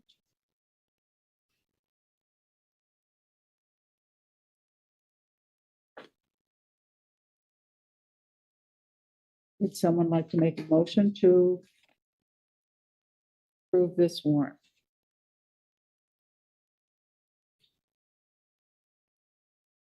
I move to approve AP warrant number 1107 in the amount of $129,817.50 to be paid from the general fund. Thank you. Is there a second? Was that you, Marcia? It was. Thank you. All right. I'll call for the vote. Mary, how do you vote? I vote yes. Marcia? Yes. Roger? Yes. Priscilla? Yes. And I'm a yes, unanimous. Okay, and I've got the warrant here. Oh, by the way, the rules of procedure, Brennan passed back to me in the hopes that everybody would be in person tonight.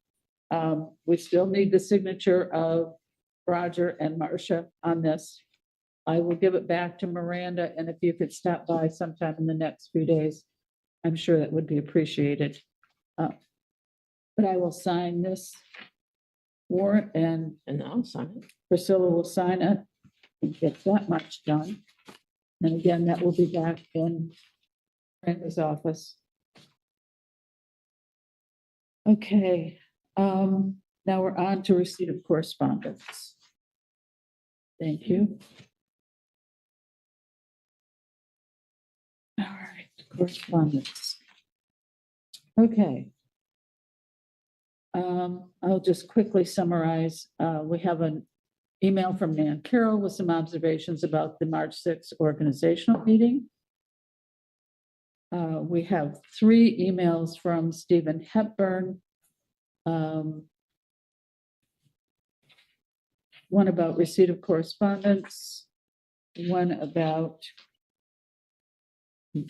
physical meeting location, and the other about the open meeting law.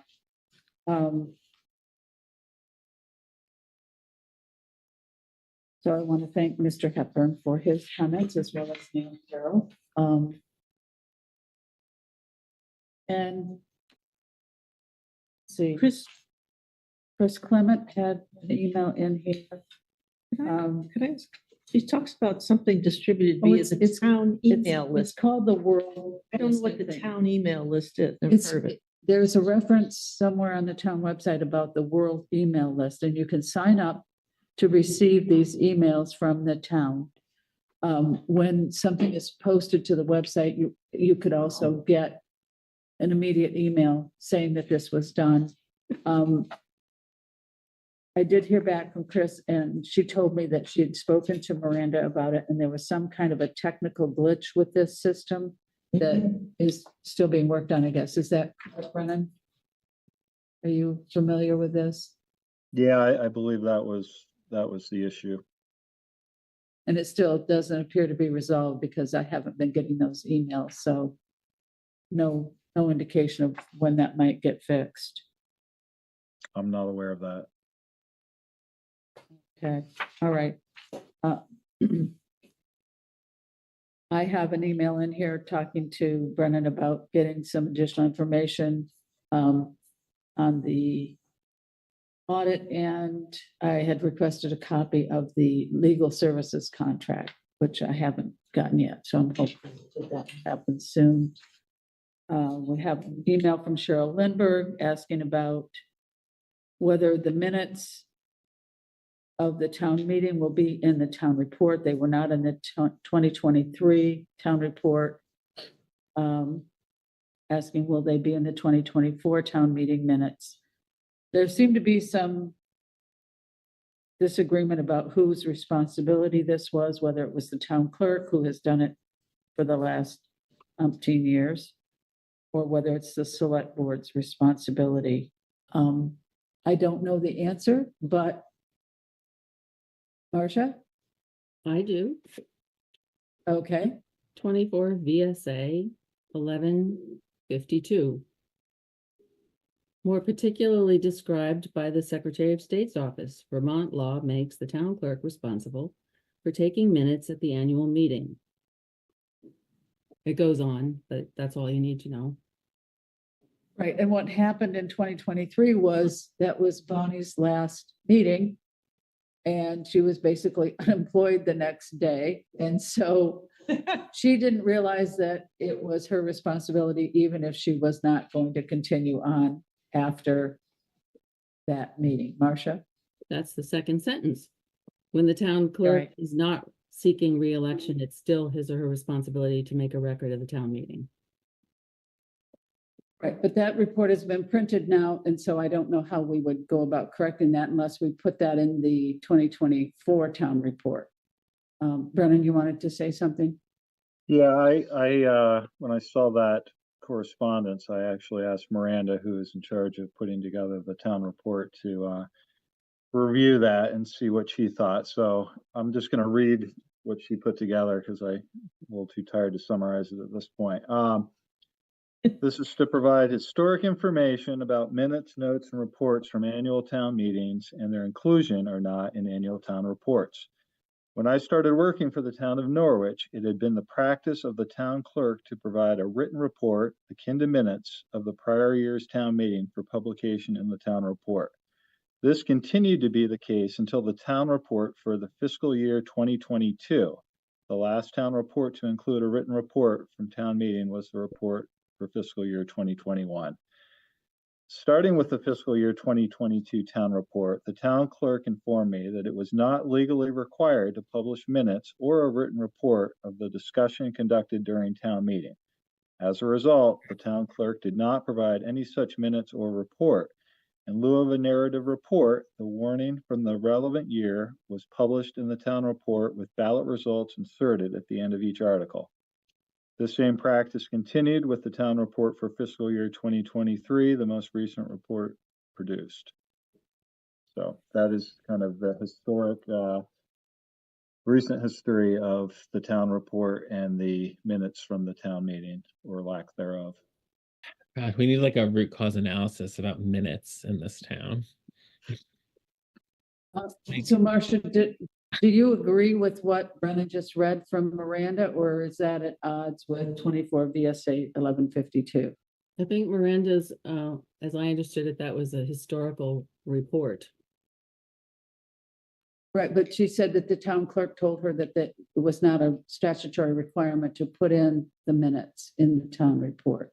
That's a factual report that she was making and kind of hearsay, right? It was from an out-of-court statement offered for the truth of the matter asserted. Right, so my question is, was the town clerk correct? I'm only going to tell you to look at 24 VSA 1152. All right, so we did not put the minutes in the 2023 town report. We have until next February to correct it for 2024 if it's required. Actually, it says in here, the clerk shall request approval within 7 days after each meeting, and his or her request shall be given prompt consideration. I mean, you just have to read the statute. Right. Well, at this point, we are in violation of the statute. So what do we do? What would you like to do? Well, Brennan has something, and I was going to say. I would just add that I think we get back to the point of what are meeting minutes. And so if we've recorded what the articles were that were considered and what the votes were for those articles, I'm not sure that narratives about discussion or people's comments that are being made to make an agenda or a point are particularly relevant. Right.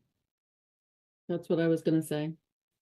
Okay. We have the ultimate minutes are the disposition of the articles. Okay, so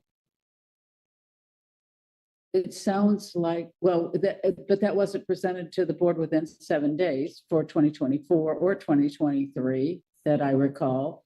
So we haven't complied in that way, but if we can get these minutes, which are the articles that passed and the votes, I guess that's what we'll do.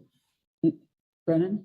I was just going to add, I mean, I think all of the election reports were published by the town clerk the day after the election. So I think that they have been. I think, again, if that's what's being published in our town report from the year prior, then we've satisfied that statutory obligation. Okay, all right. I think we beat that one to death.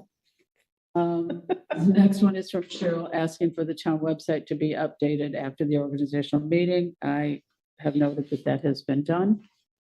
And then the last one is from Robert asking for an agenda item in April for a resolution on inclusion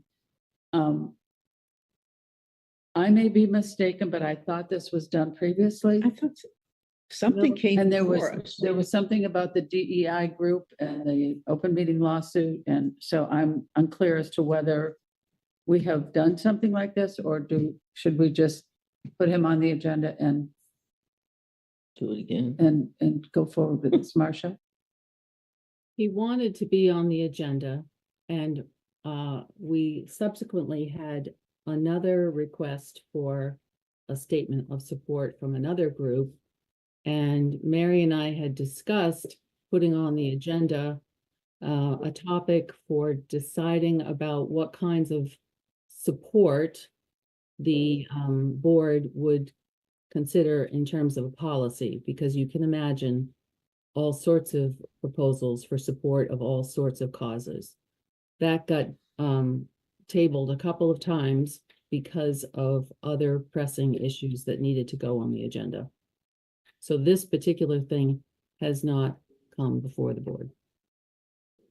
Right. So do we want to put this on the agenda? Do we want to have a policy discussion on the agenda? What would the board like to do? Well, I thought we should have a policy discussion. I mean, you know, you can imagine with what's going on in the world, you can be asked to support all sorts of things. Right. Okay. I'm Right. happy to support the message of inclusion as an agenda item, I guess. Well, we've not even seen what the resolution is. He says he wants 4 or 5 minutes to present it, but I think we should see it before we make a decision on whether we're going to do this or not. So if we put it on the agenda, then I would assume that we would ask him to put the wording of the resolution in the packet for the board to consider. Marcia? Well, I would suggest that it might be a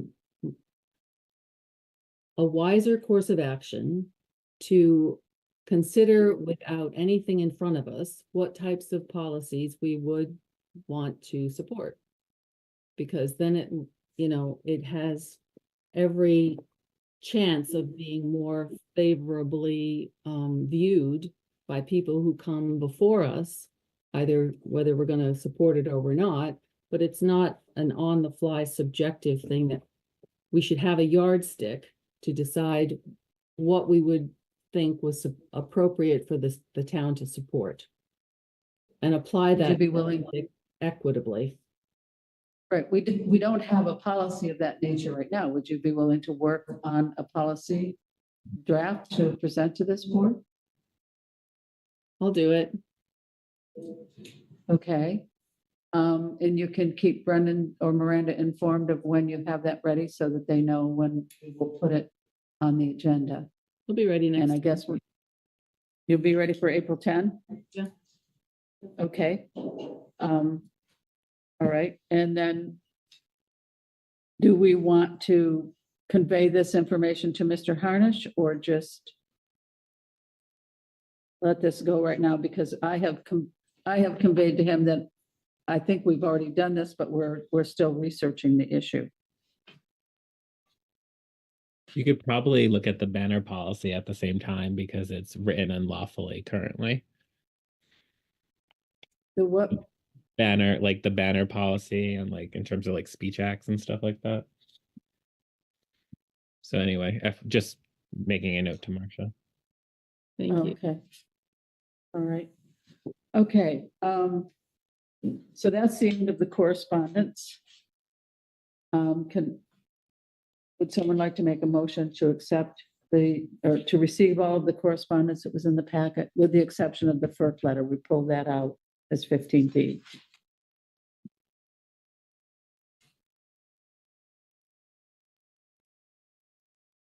I move to receive all correspondence as presented in the packet, with the exception of the FERC letter. Thank you, Mary. Thank you, Marcia. Okay. All right. Mary, how do you vote? I vote yes. Marcia? Yes. Roger? Yes. Priscilla? Yes. And I'm a yes, unanimous. Thank you. Okay, 15B. And Linwood is still with us. She's hung with us all this time. Thank you. So we're now on 15B, which is the FERC letter that was presented as a draft in our correspondence.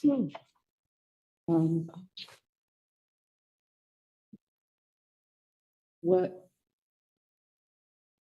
I guess, Linwood, we'll turn it over to you and ask you, what would you like this board to do? I need to understand who would sign this letter on behalf of the town of Norwich. Just saying town of Norwich makes me uncomfortable.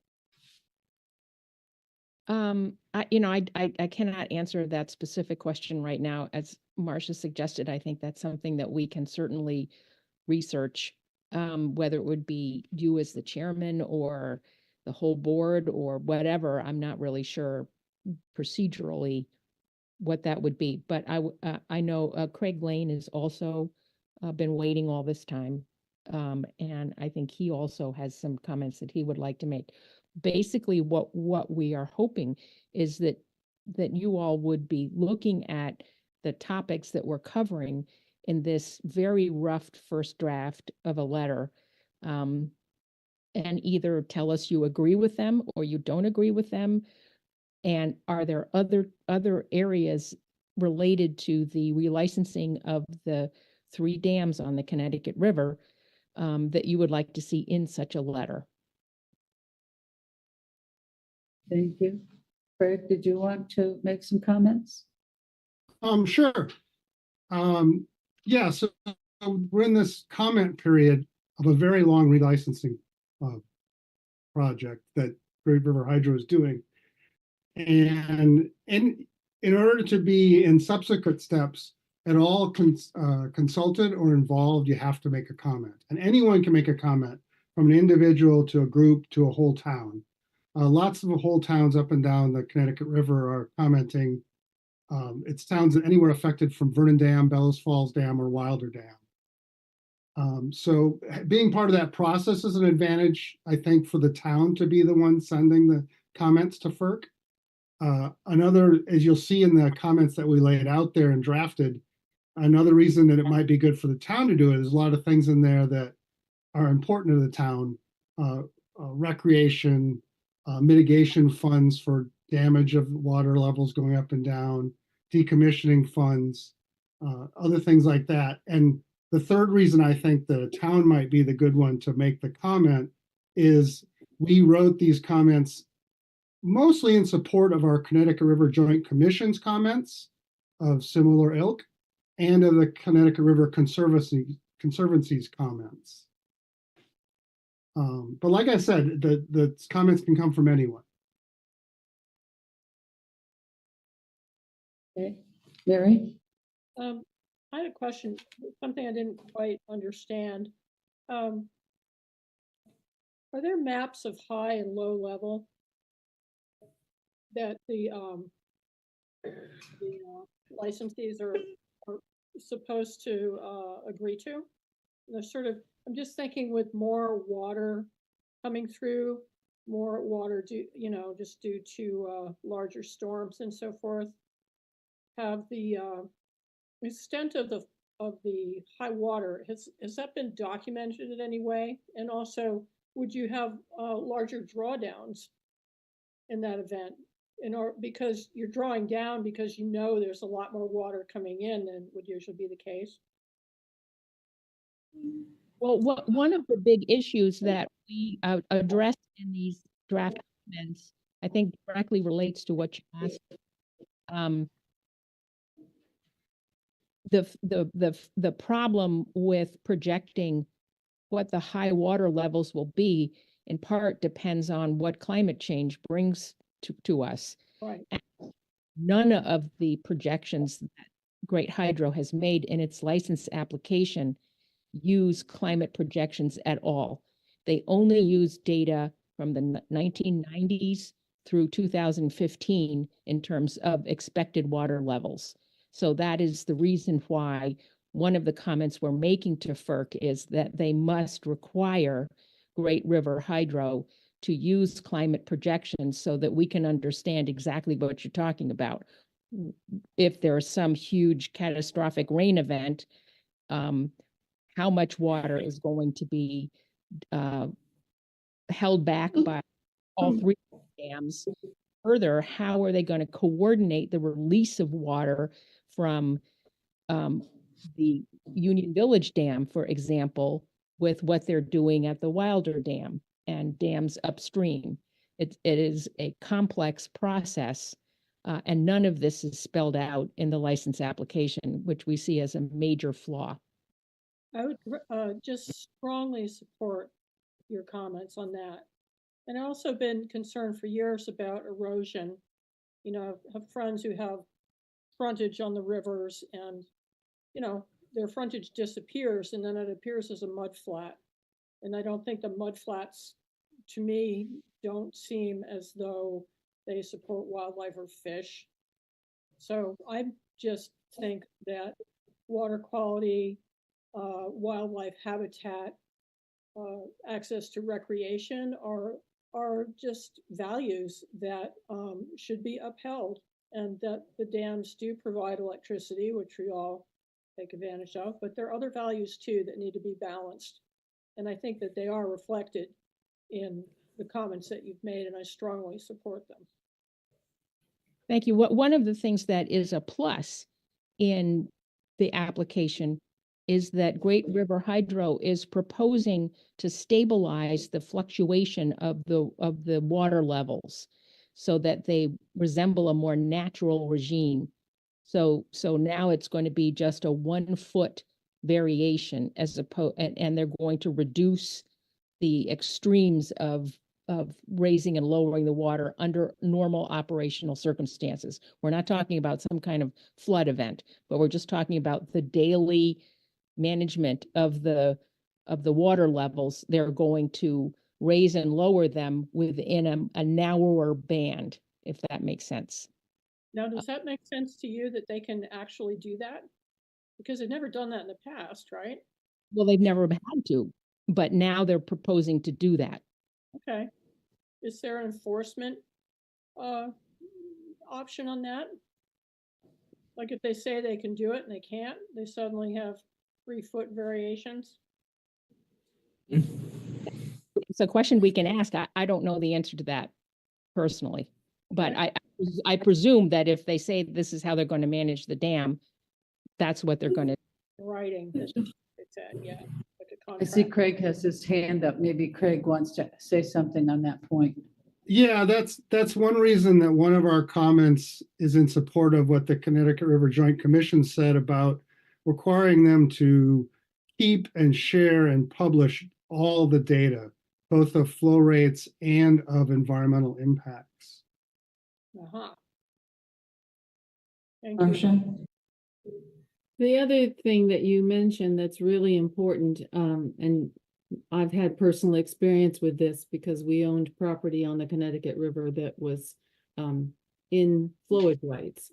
People sometimes don't even know if they're living in a certain area adjacent to the river that they have flowage rights on their property, which means that depending upon the situation, and in my youth, the situation that was of danger was the ice, because if the ice didn't go out properly, then you had big buildups, which is actually why the Wilder Dam burst and why Union Village was built, because it just was a wall of water that came down the river. And in fact, my grandmother was almost killed because she was in it.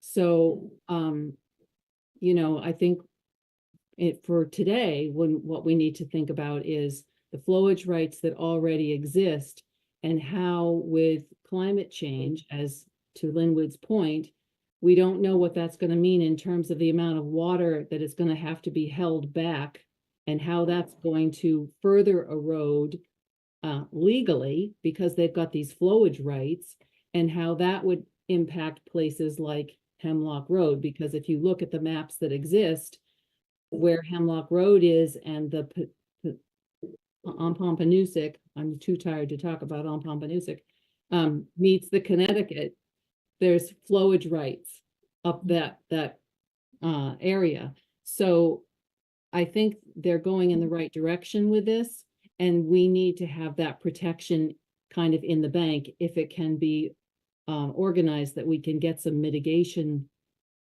I don't know, pot of money or something, so that we can recover from these kinds of things. Because right now we can see we've got $1 million bill. Exactly. And I think one of the points that we try to make in our comments is that Great River Hydro is a profit-making company that's using our public resource. And right now, they're not really paying very little for that. And they really need to up the amounts that they're sharing with the towns along the river, who essentially, if you will, as a public resource, own the river.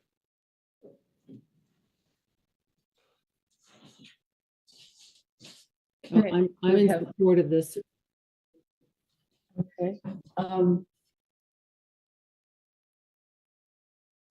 So do we want to make a motion, maybe authorizing the town manager to be the signatory on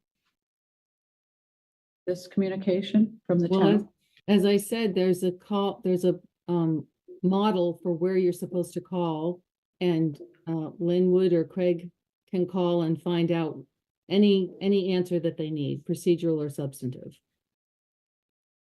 Yes, we can talk to the Connecticut River Conservancy. Kathy Erfer at the Connecticut River Conservancy understands the legal process by which you submit this comment letter. It has to follow the most unbelievably complicated format and form.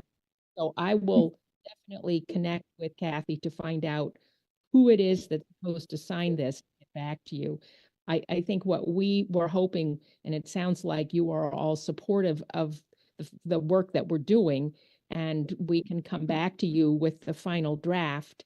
And at that point, it would seem to me to make sense to have a motion or whatever it is you want to do to accept it. And then we will have the answer of who actually puts their John Hancock onto it. Okay, so you want to bring this back to our April 10 meeting because you have a deadline coming?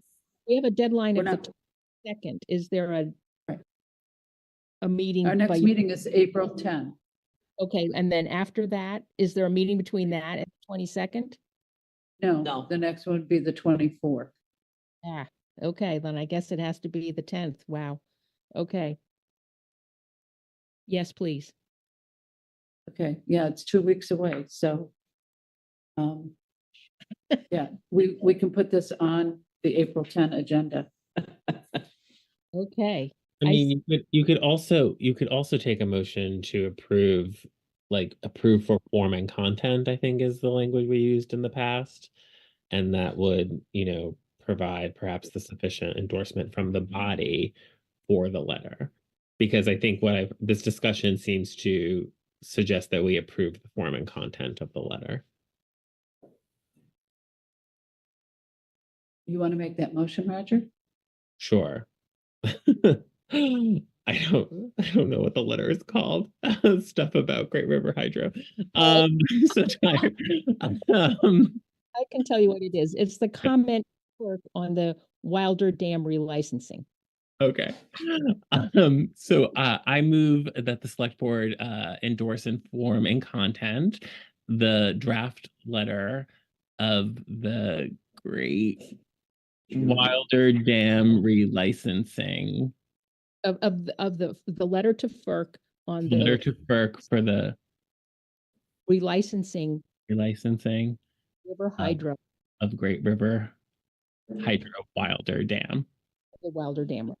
Yes. Okay. Who So second? Rogers made that motion. Is there a second? Second by Marcia. Okay. Okay, thank you. Cheryl has her hand up. Unless the board has any other comments, I'll call on Cheryl. Okay, Cheryl, go ahead. Thanks, Pam.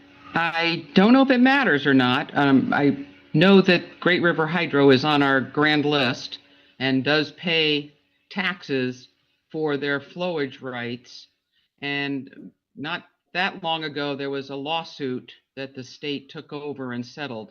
But I just don't know if that has any bearing on what you're thinking of doing. It may not, but I just wanted to provide that information to you. Okay, was that a settlement? Did it have a period of time that they were given a set amount of taxes to pay or a set assessment that we cannot change? Yes. Yes, that did occur. But that's past. It's over. That period is over.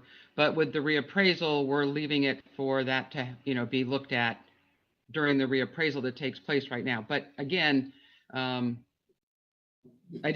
Roger seems to recall this, and I didn't know if others on the board remembered that, they're on the grand list and they pay taxes, et cetera, on the flowage rights. We had to approve the terms of the settlement. Okay.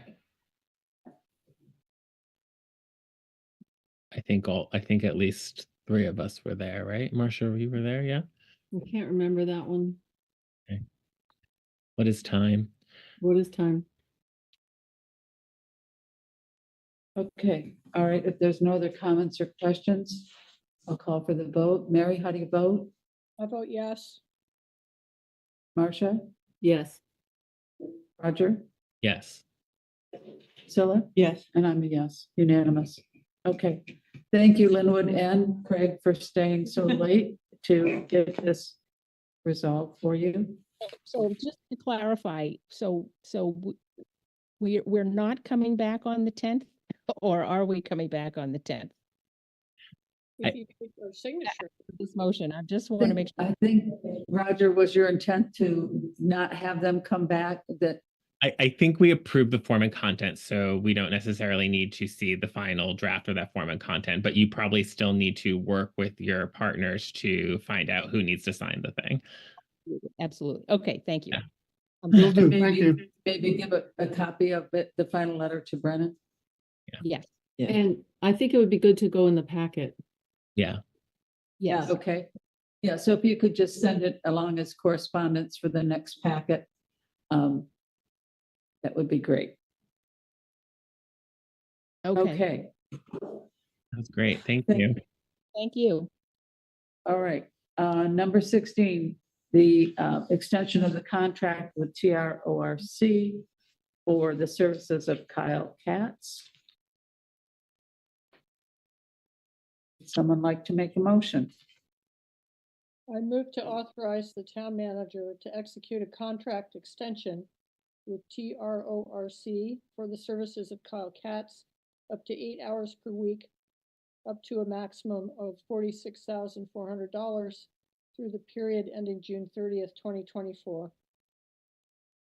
And that 46.4 is the aggregate from the time we started with this. Yeah. Is there a second? I'll second. Thank you. Yeah, Priscilla seconded. Thank you. All right, Mary, how do you vote? Yes. Marcia? Yes. Roger? Yes. Priscilla? Yes. And I'm a yes. Thank you. Okay, now to the Norwich Inn liquor license. We need to have a motion to recess and reconvene as the liquor commission. I move to recess the meeting of the select board for the purpose of executing the duties of the local control commissioners under authority of 7 VSA section 167 et sec. Thank you. Is there a second? I'll second. Mary, how do you vote? Yes. Marcia? Yes. Roger? Yes. Priscilla? Yes. And I'm a yes. Okay, we're now convened as the liquor commission. At the time of 10:24 is what I wrote down. Okay. All right, so we have a request for a liquor license from the Norwich Inn, Revisions doing business as the Norwich Inn. It's a first-class license. Would someone like to make a motion? I move to approve the first class license application number 39586 for Green Visions LLC, doing business as the Norwich Inn. I'll second. Thank you. Mary, how do you vote? Yes. Marcia, Yes. Roger, Yes. Priscilla? Yes. And I'm a yes. Okay, great, thank you. All right, now we need to close this session and reconvene as the select board. I move Would to someone close- like to make a motion? Yes, I move to close the Norwich Liquor Commission session and reconvene as the Norwich Select Board. Thank you. Second? Yeah. Thank you, Priscilla. All right, Mary, how do you vote? Yes. Marcia, Yes. Roger, Yes. Priscilla? Yes. And I'm a yes. Thank you. We reconvened at 10:26. Okay, town managers report. Brennan has given us kind of a bullet point memo. So Brennan, I'll turn it over to you. All right, thanks. So I'll try to go through this fairly quickly due to the hour. Reporting from the finance department. I guess I want to commend, I'll do it all at one time here. Barry and Ashley and Miranda have spent a significant amount of time working on the true up accounting that went into the ratification of the CBA. And as you recall, that was to go back to July 1st to true up wages for all of those CBA employees, and then going all the way back to January 1st of 2023, trying to go through some very complex computations for the true up for the health insurance. And so a number of hours have been spent trying to get this correct, and there's still a couple outline issues here that will probably have to be corrected for the next payroll. But I just wanted to take the moment to thank all of those workers for their diligence in getting that straightened out. I think the negotiations were difficult. The ratification was probably the easiest part of that, and then the the true up was also very time consuming and difficult. So the tax collection and delinquent reporting process following the last tax due date. We've been going through that process. That's its own difficult and stressful situation for many, including the delinquent tax collector. So not the most enjoyable part of the town manager's role, but I think we're doing a good job. We're trying to be equitable and fair with a policy that really doesn't have a whole lot of discretion for for removing delinquent penalties from the taxpayer. And that does not make everyone happy, but luckily most people have been at least understanding. I can say that our single audit report has been completed. We will probably have that in the packet for the next meeting on the 10th, so people can take a look. And we did get a bunch of hard copies that we could hand out to the select board members if you're interested in those. Those are in my office at the moment. And I guess the other piece, along with a lot of other kind of daily work going on in the finance office, is focusing on some of the findings that we had for the fiscal year 23 audit. And I think Pam had mentioned that in one of her questions, was what are we doing there? So I can say that Barry is taking all of those very seriously and working to create some solutions there that will help us in the future. I have a question about one of those. So I think one of them was regarding the transfer station and cash. Is that true? Yes, that's a recurring one. A question about the setup at the transfer station. Is it true there's a functional landline that comes into the little shack where, people take their breaks?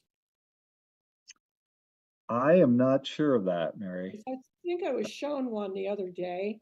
And if it's one there, it might facilitate the use of debit cards. Okay. Very good. Well, I can say this. I think as long as we accept cash anywhere in the town, our auditors are going to find that there is a possibility of risk and fraud, right? Anytime you have cash transactions. So the solution, if we want that to go away, would be to go to another form of monetary compensation, which could be a check or it could be conceivably an electronic transfer. Right. But my point is that we've often said, well, there's bad cell reception at this transfer station, but there's already a dedicated landline, which I think there is for safety. Then it seems to me there should be some way to provide, you know, electronic payment system. Well, that might be a policy decision. I see Chris Kaufman has re-entered the meeting and has his hand up, so he might be able to tell us if there is a landline into the shed. The reason I joined because I also, can you hear me? Yes. I wanted to address a statement that was made earlier that frankly, I didn't have a chance to address, but I'm going to address it because I feel like it needs to be addressed and it's important. I have barely gotten any sleep this week. My crew worked 15 hours on Saturday, 8 hours on Sunday, dealing with one of the worst storms, 2 feet of snow. And I'm going to tell you something, and Brendan can verify this. I was beside myself, exhausted, dealing with phone calls, dealing with crew, dealing with stuck trucks in the side of the road. And for somebody to tell me that I haven't been doing a good job when I have worked my back end off for over 2 years here, dealing with all sorts of threats to my well-being, which are well documented with the police department and other things, and storm events, department completely crumbling when I just arrived, all sorts of improprieties. And you compare me to other people that have been here that have creeped out under less than I would consider ideal situations. The person, the gentleman that was here before the last public works director, I'm offended, absolutely offended. I've been above board. I have been honest. I have dealt with everything with integrity and honesty. And my crew, although relatively inexperienced, I have worked diligently and hard to make sure that they address the roads in a safe condition, and safety is my #1 priority. And I take offense to the comment, and I take offense to the fact that this comment comes from the person that it's coming from, and as it's related to the select board. And thank you, Chris. I'm going to ask you to stop there. You've made your point, and I'm not going to call on Will Smith to respond to that. We're in the process of doing a town manager's report, and I would like to get back to that, please. Thank you. Thanks for coming back, Chris. And Chris, your work is definitely appreciated by at least the majority of this board. That's right. It is appreciated by the chair as well, but I would just prefer, it's late. I would like to get on with the town manager's report. I thought he was going to address something different, but that's why I can address that if you ask me again, Brendan.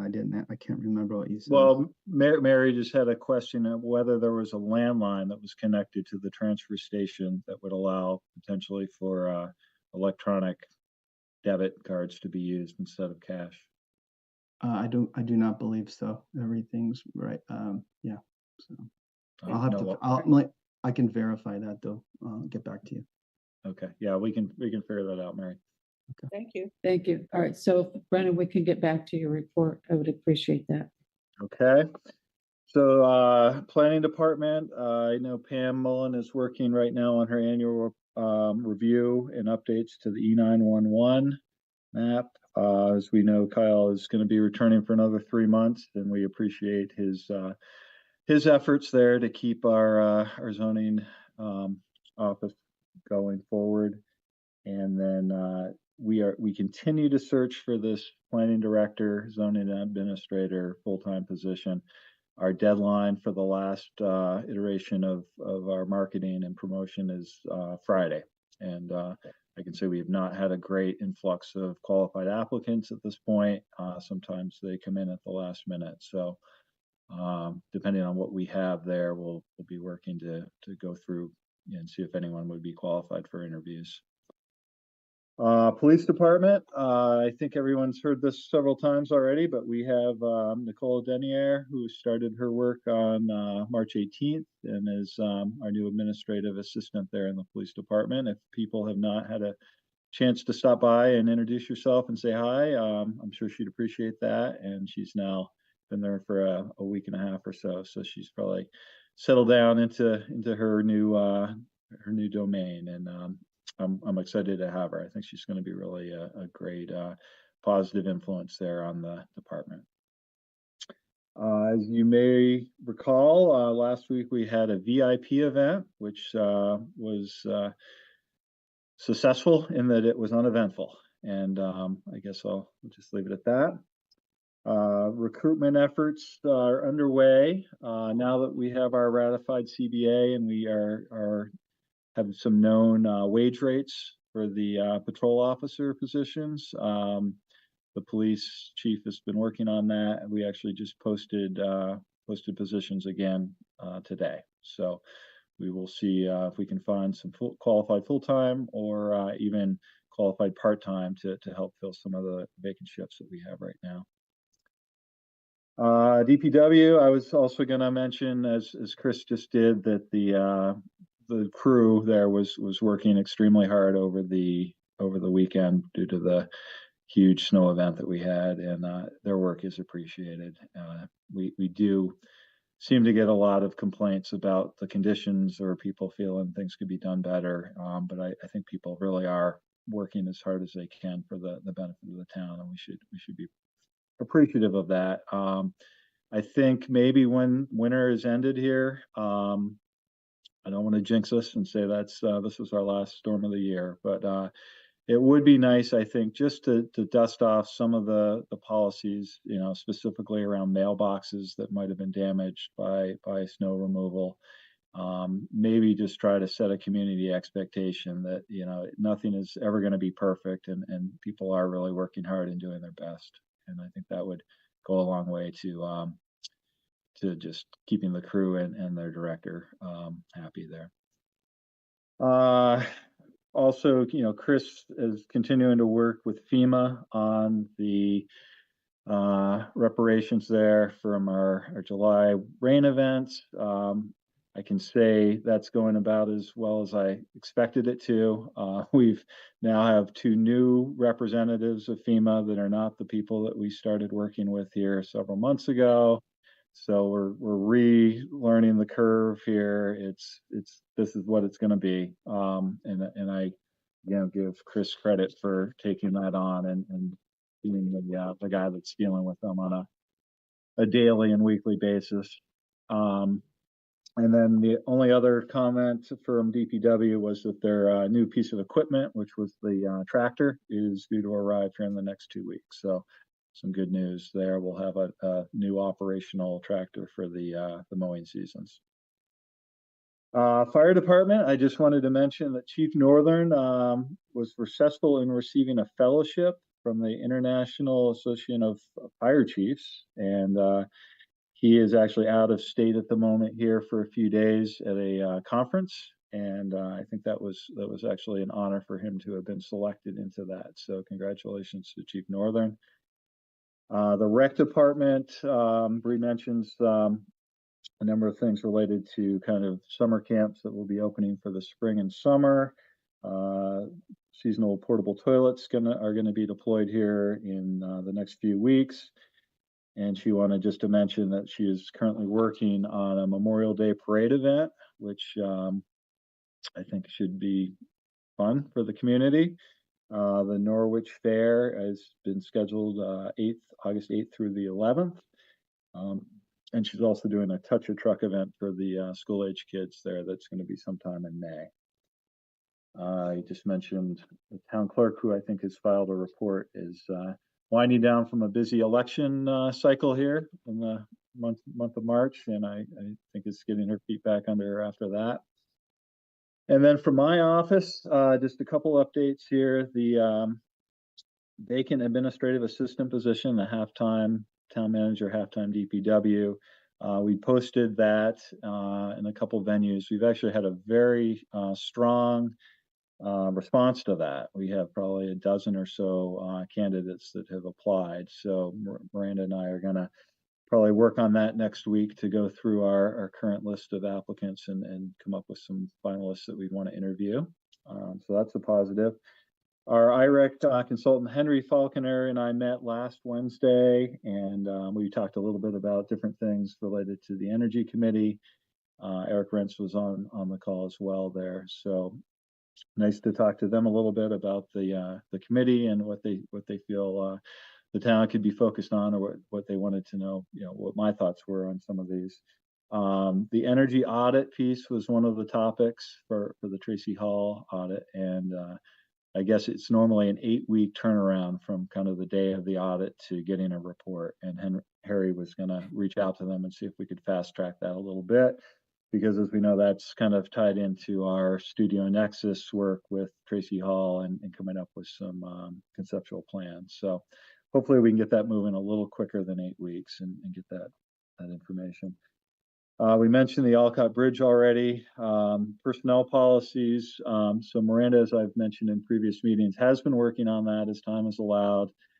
She is hopeful that she might be able to get a draft back here probably for the last meeting in April. So I don't want to promise that here tonight that we will have it by then, but it's coming soon. If not in April, it'll be early May. We know about the GovHR compensation study. I mentioned the true-up work again, especially Miranda, going back through the healthcare premium contribution stuff has been really a tedious amount of work, and she's done a nice job with it so far. We did work with Pam on posting the open volunteer commissions and committee seats, and so we're going to be talking about those over the next 2 meetings in April.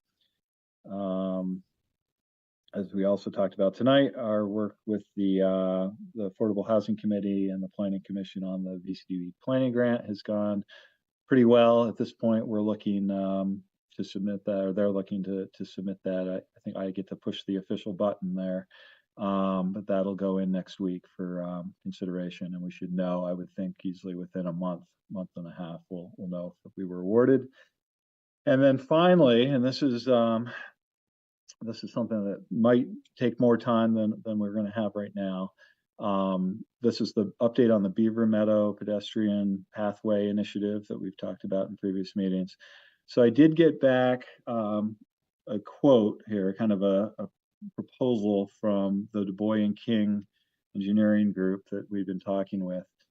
It came back significantly higher, and I don't want to talk about actual numbers because it's a contract unless we want to do an executive session here. But I'll just say it was significantly higher than what I had anticipated for the planning pieces, which they've broken into 2 phases. So at this point, I almost think that we should take a small step back, and I should issue a RFP that would go out, and then we can see if there are other folks that might take a different approach to this and might be coming back with a slightly more, I guess, financially realistic planning quote. When we talked about this at first, and the idea was we're going to enhance our shoulders of our roads, we're going to solve a problem, we're going to try to do it as simply as we can, and I still think that might be possible, although with engineers involved, there are VTrans standards that are out there related to curbs and space between pedestrian paths and traveled lanes, and Disability. I'm sorry. Disability. Yeah, I mean, there's a number of complexities, right? So if the board is willing, I think that would be my recommendation, is that I notify Du Bois and King that we are going to go out for kind of a public RFP that will take us a month, maybe a month and a half or so, but I think it's the right step. They're certainly willing or able to submit along with anyone else who might be interested in the work. And again, unless there's any concern about that, I think that's probably my recommended next step. Okay, so I think that's all I had for my report tonight.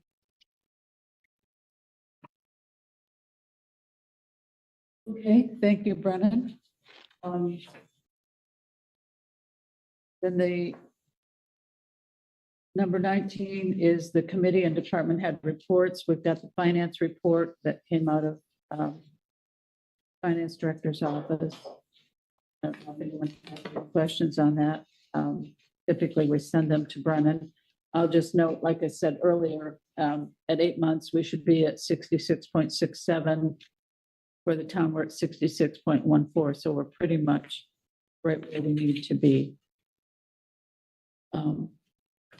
We've got a report from Chief Northern, making suggestions on how to prevent grease fires and what to do when they happen.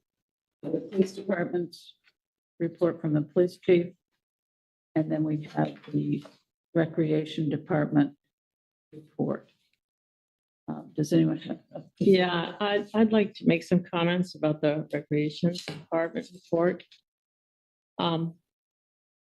Bree notes that she's received an email from the SAU facilities director letting her know that the Marion Cross School may not be an option this summer, and so she's going to postpone opening more camps until she's got spaces confirmed. And this brings me back to the agreement that was signed between the town and Marion Cross, Dresden, whatever, on June 9th, 2022 for 5 years, saying that the town would pay the school $15,730 a year for use of school facilities, including things like extra custodial work that needed to be done because the rec department was using some of the facilities. And supposedly we would review this agreement annually to evaluate its terms and conditions, which probably hasn't happened. I looked at what we've actually been paying, and we've been paying considerably more than the contract amount, and I don't know why. I'd be curious to know why.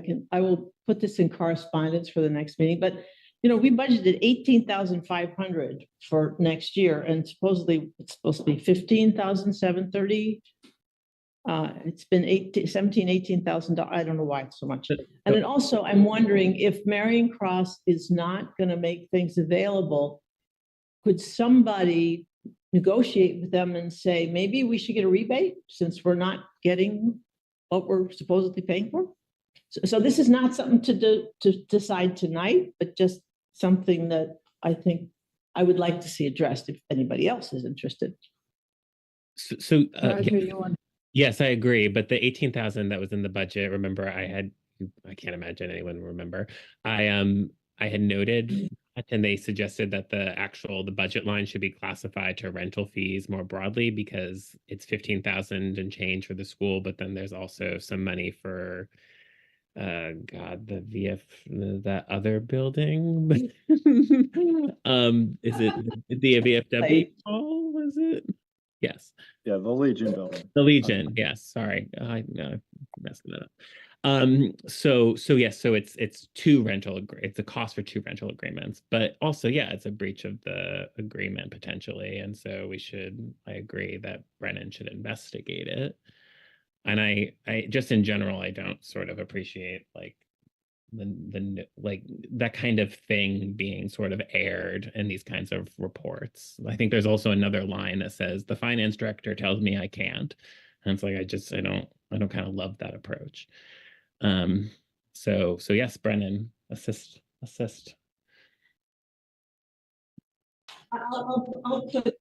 I'll put it in the correspondence for the next meeting. Makes it easier to see on paper. Thank you, Priscilla. I also had a question on the rec department report. Talking about not accepting fees on site and not accepting the Cal Ripken registration fees. And I'm wondering, does that have an impact on the revenue side of our budget for the rec department? Were these revenues that were anticipated in our budget and they're no longer going to be coming through us? So just a general question on that. Might have been a pass through. Right.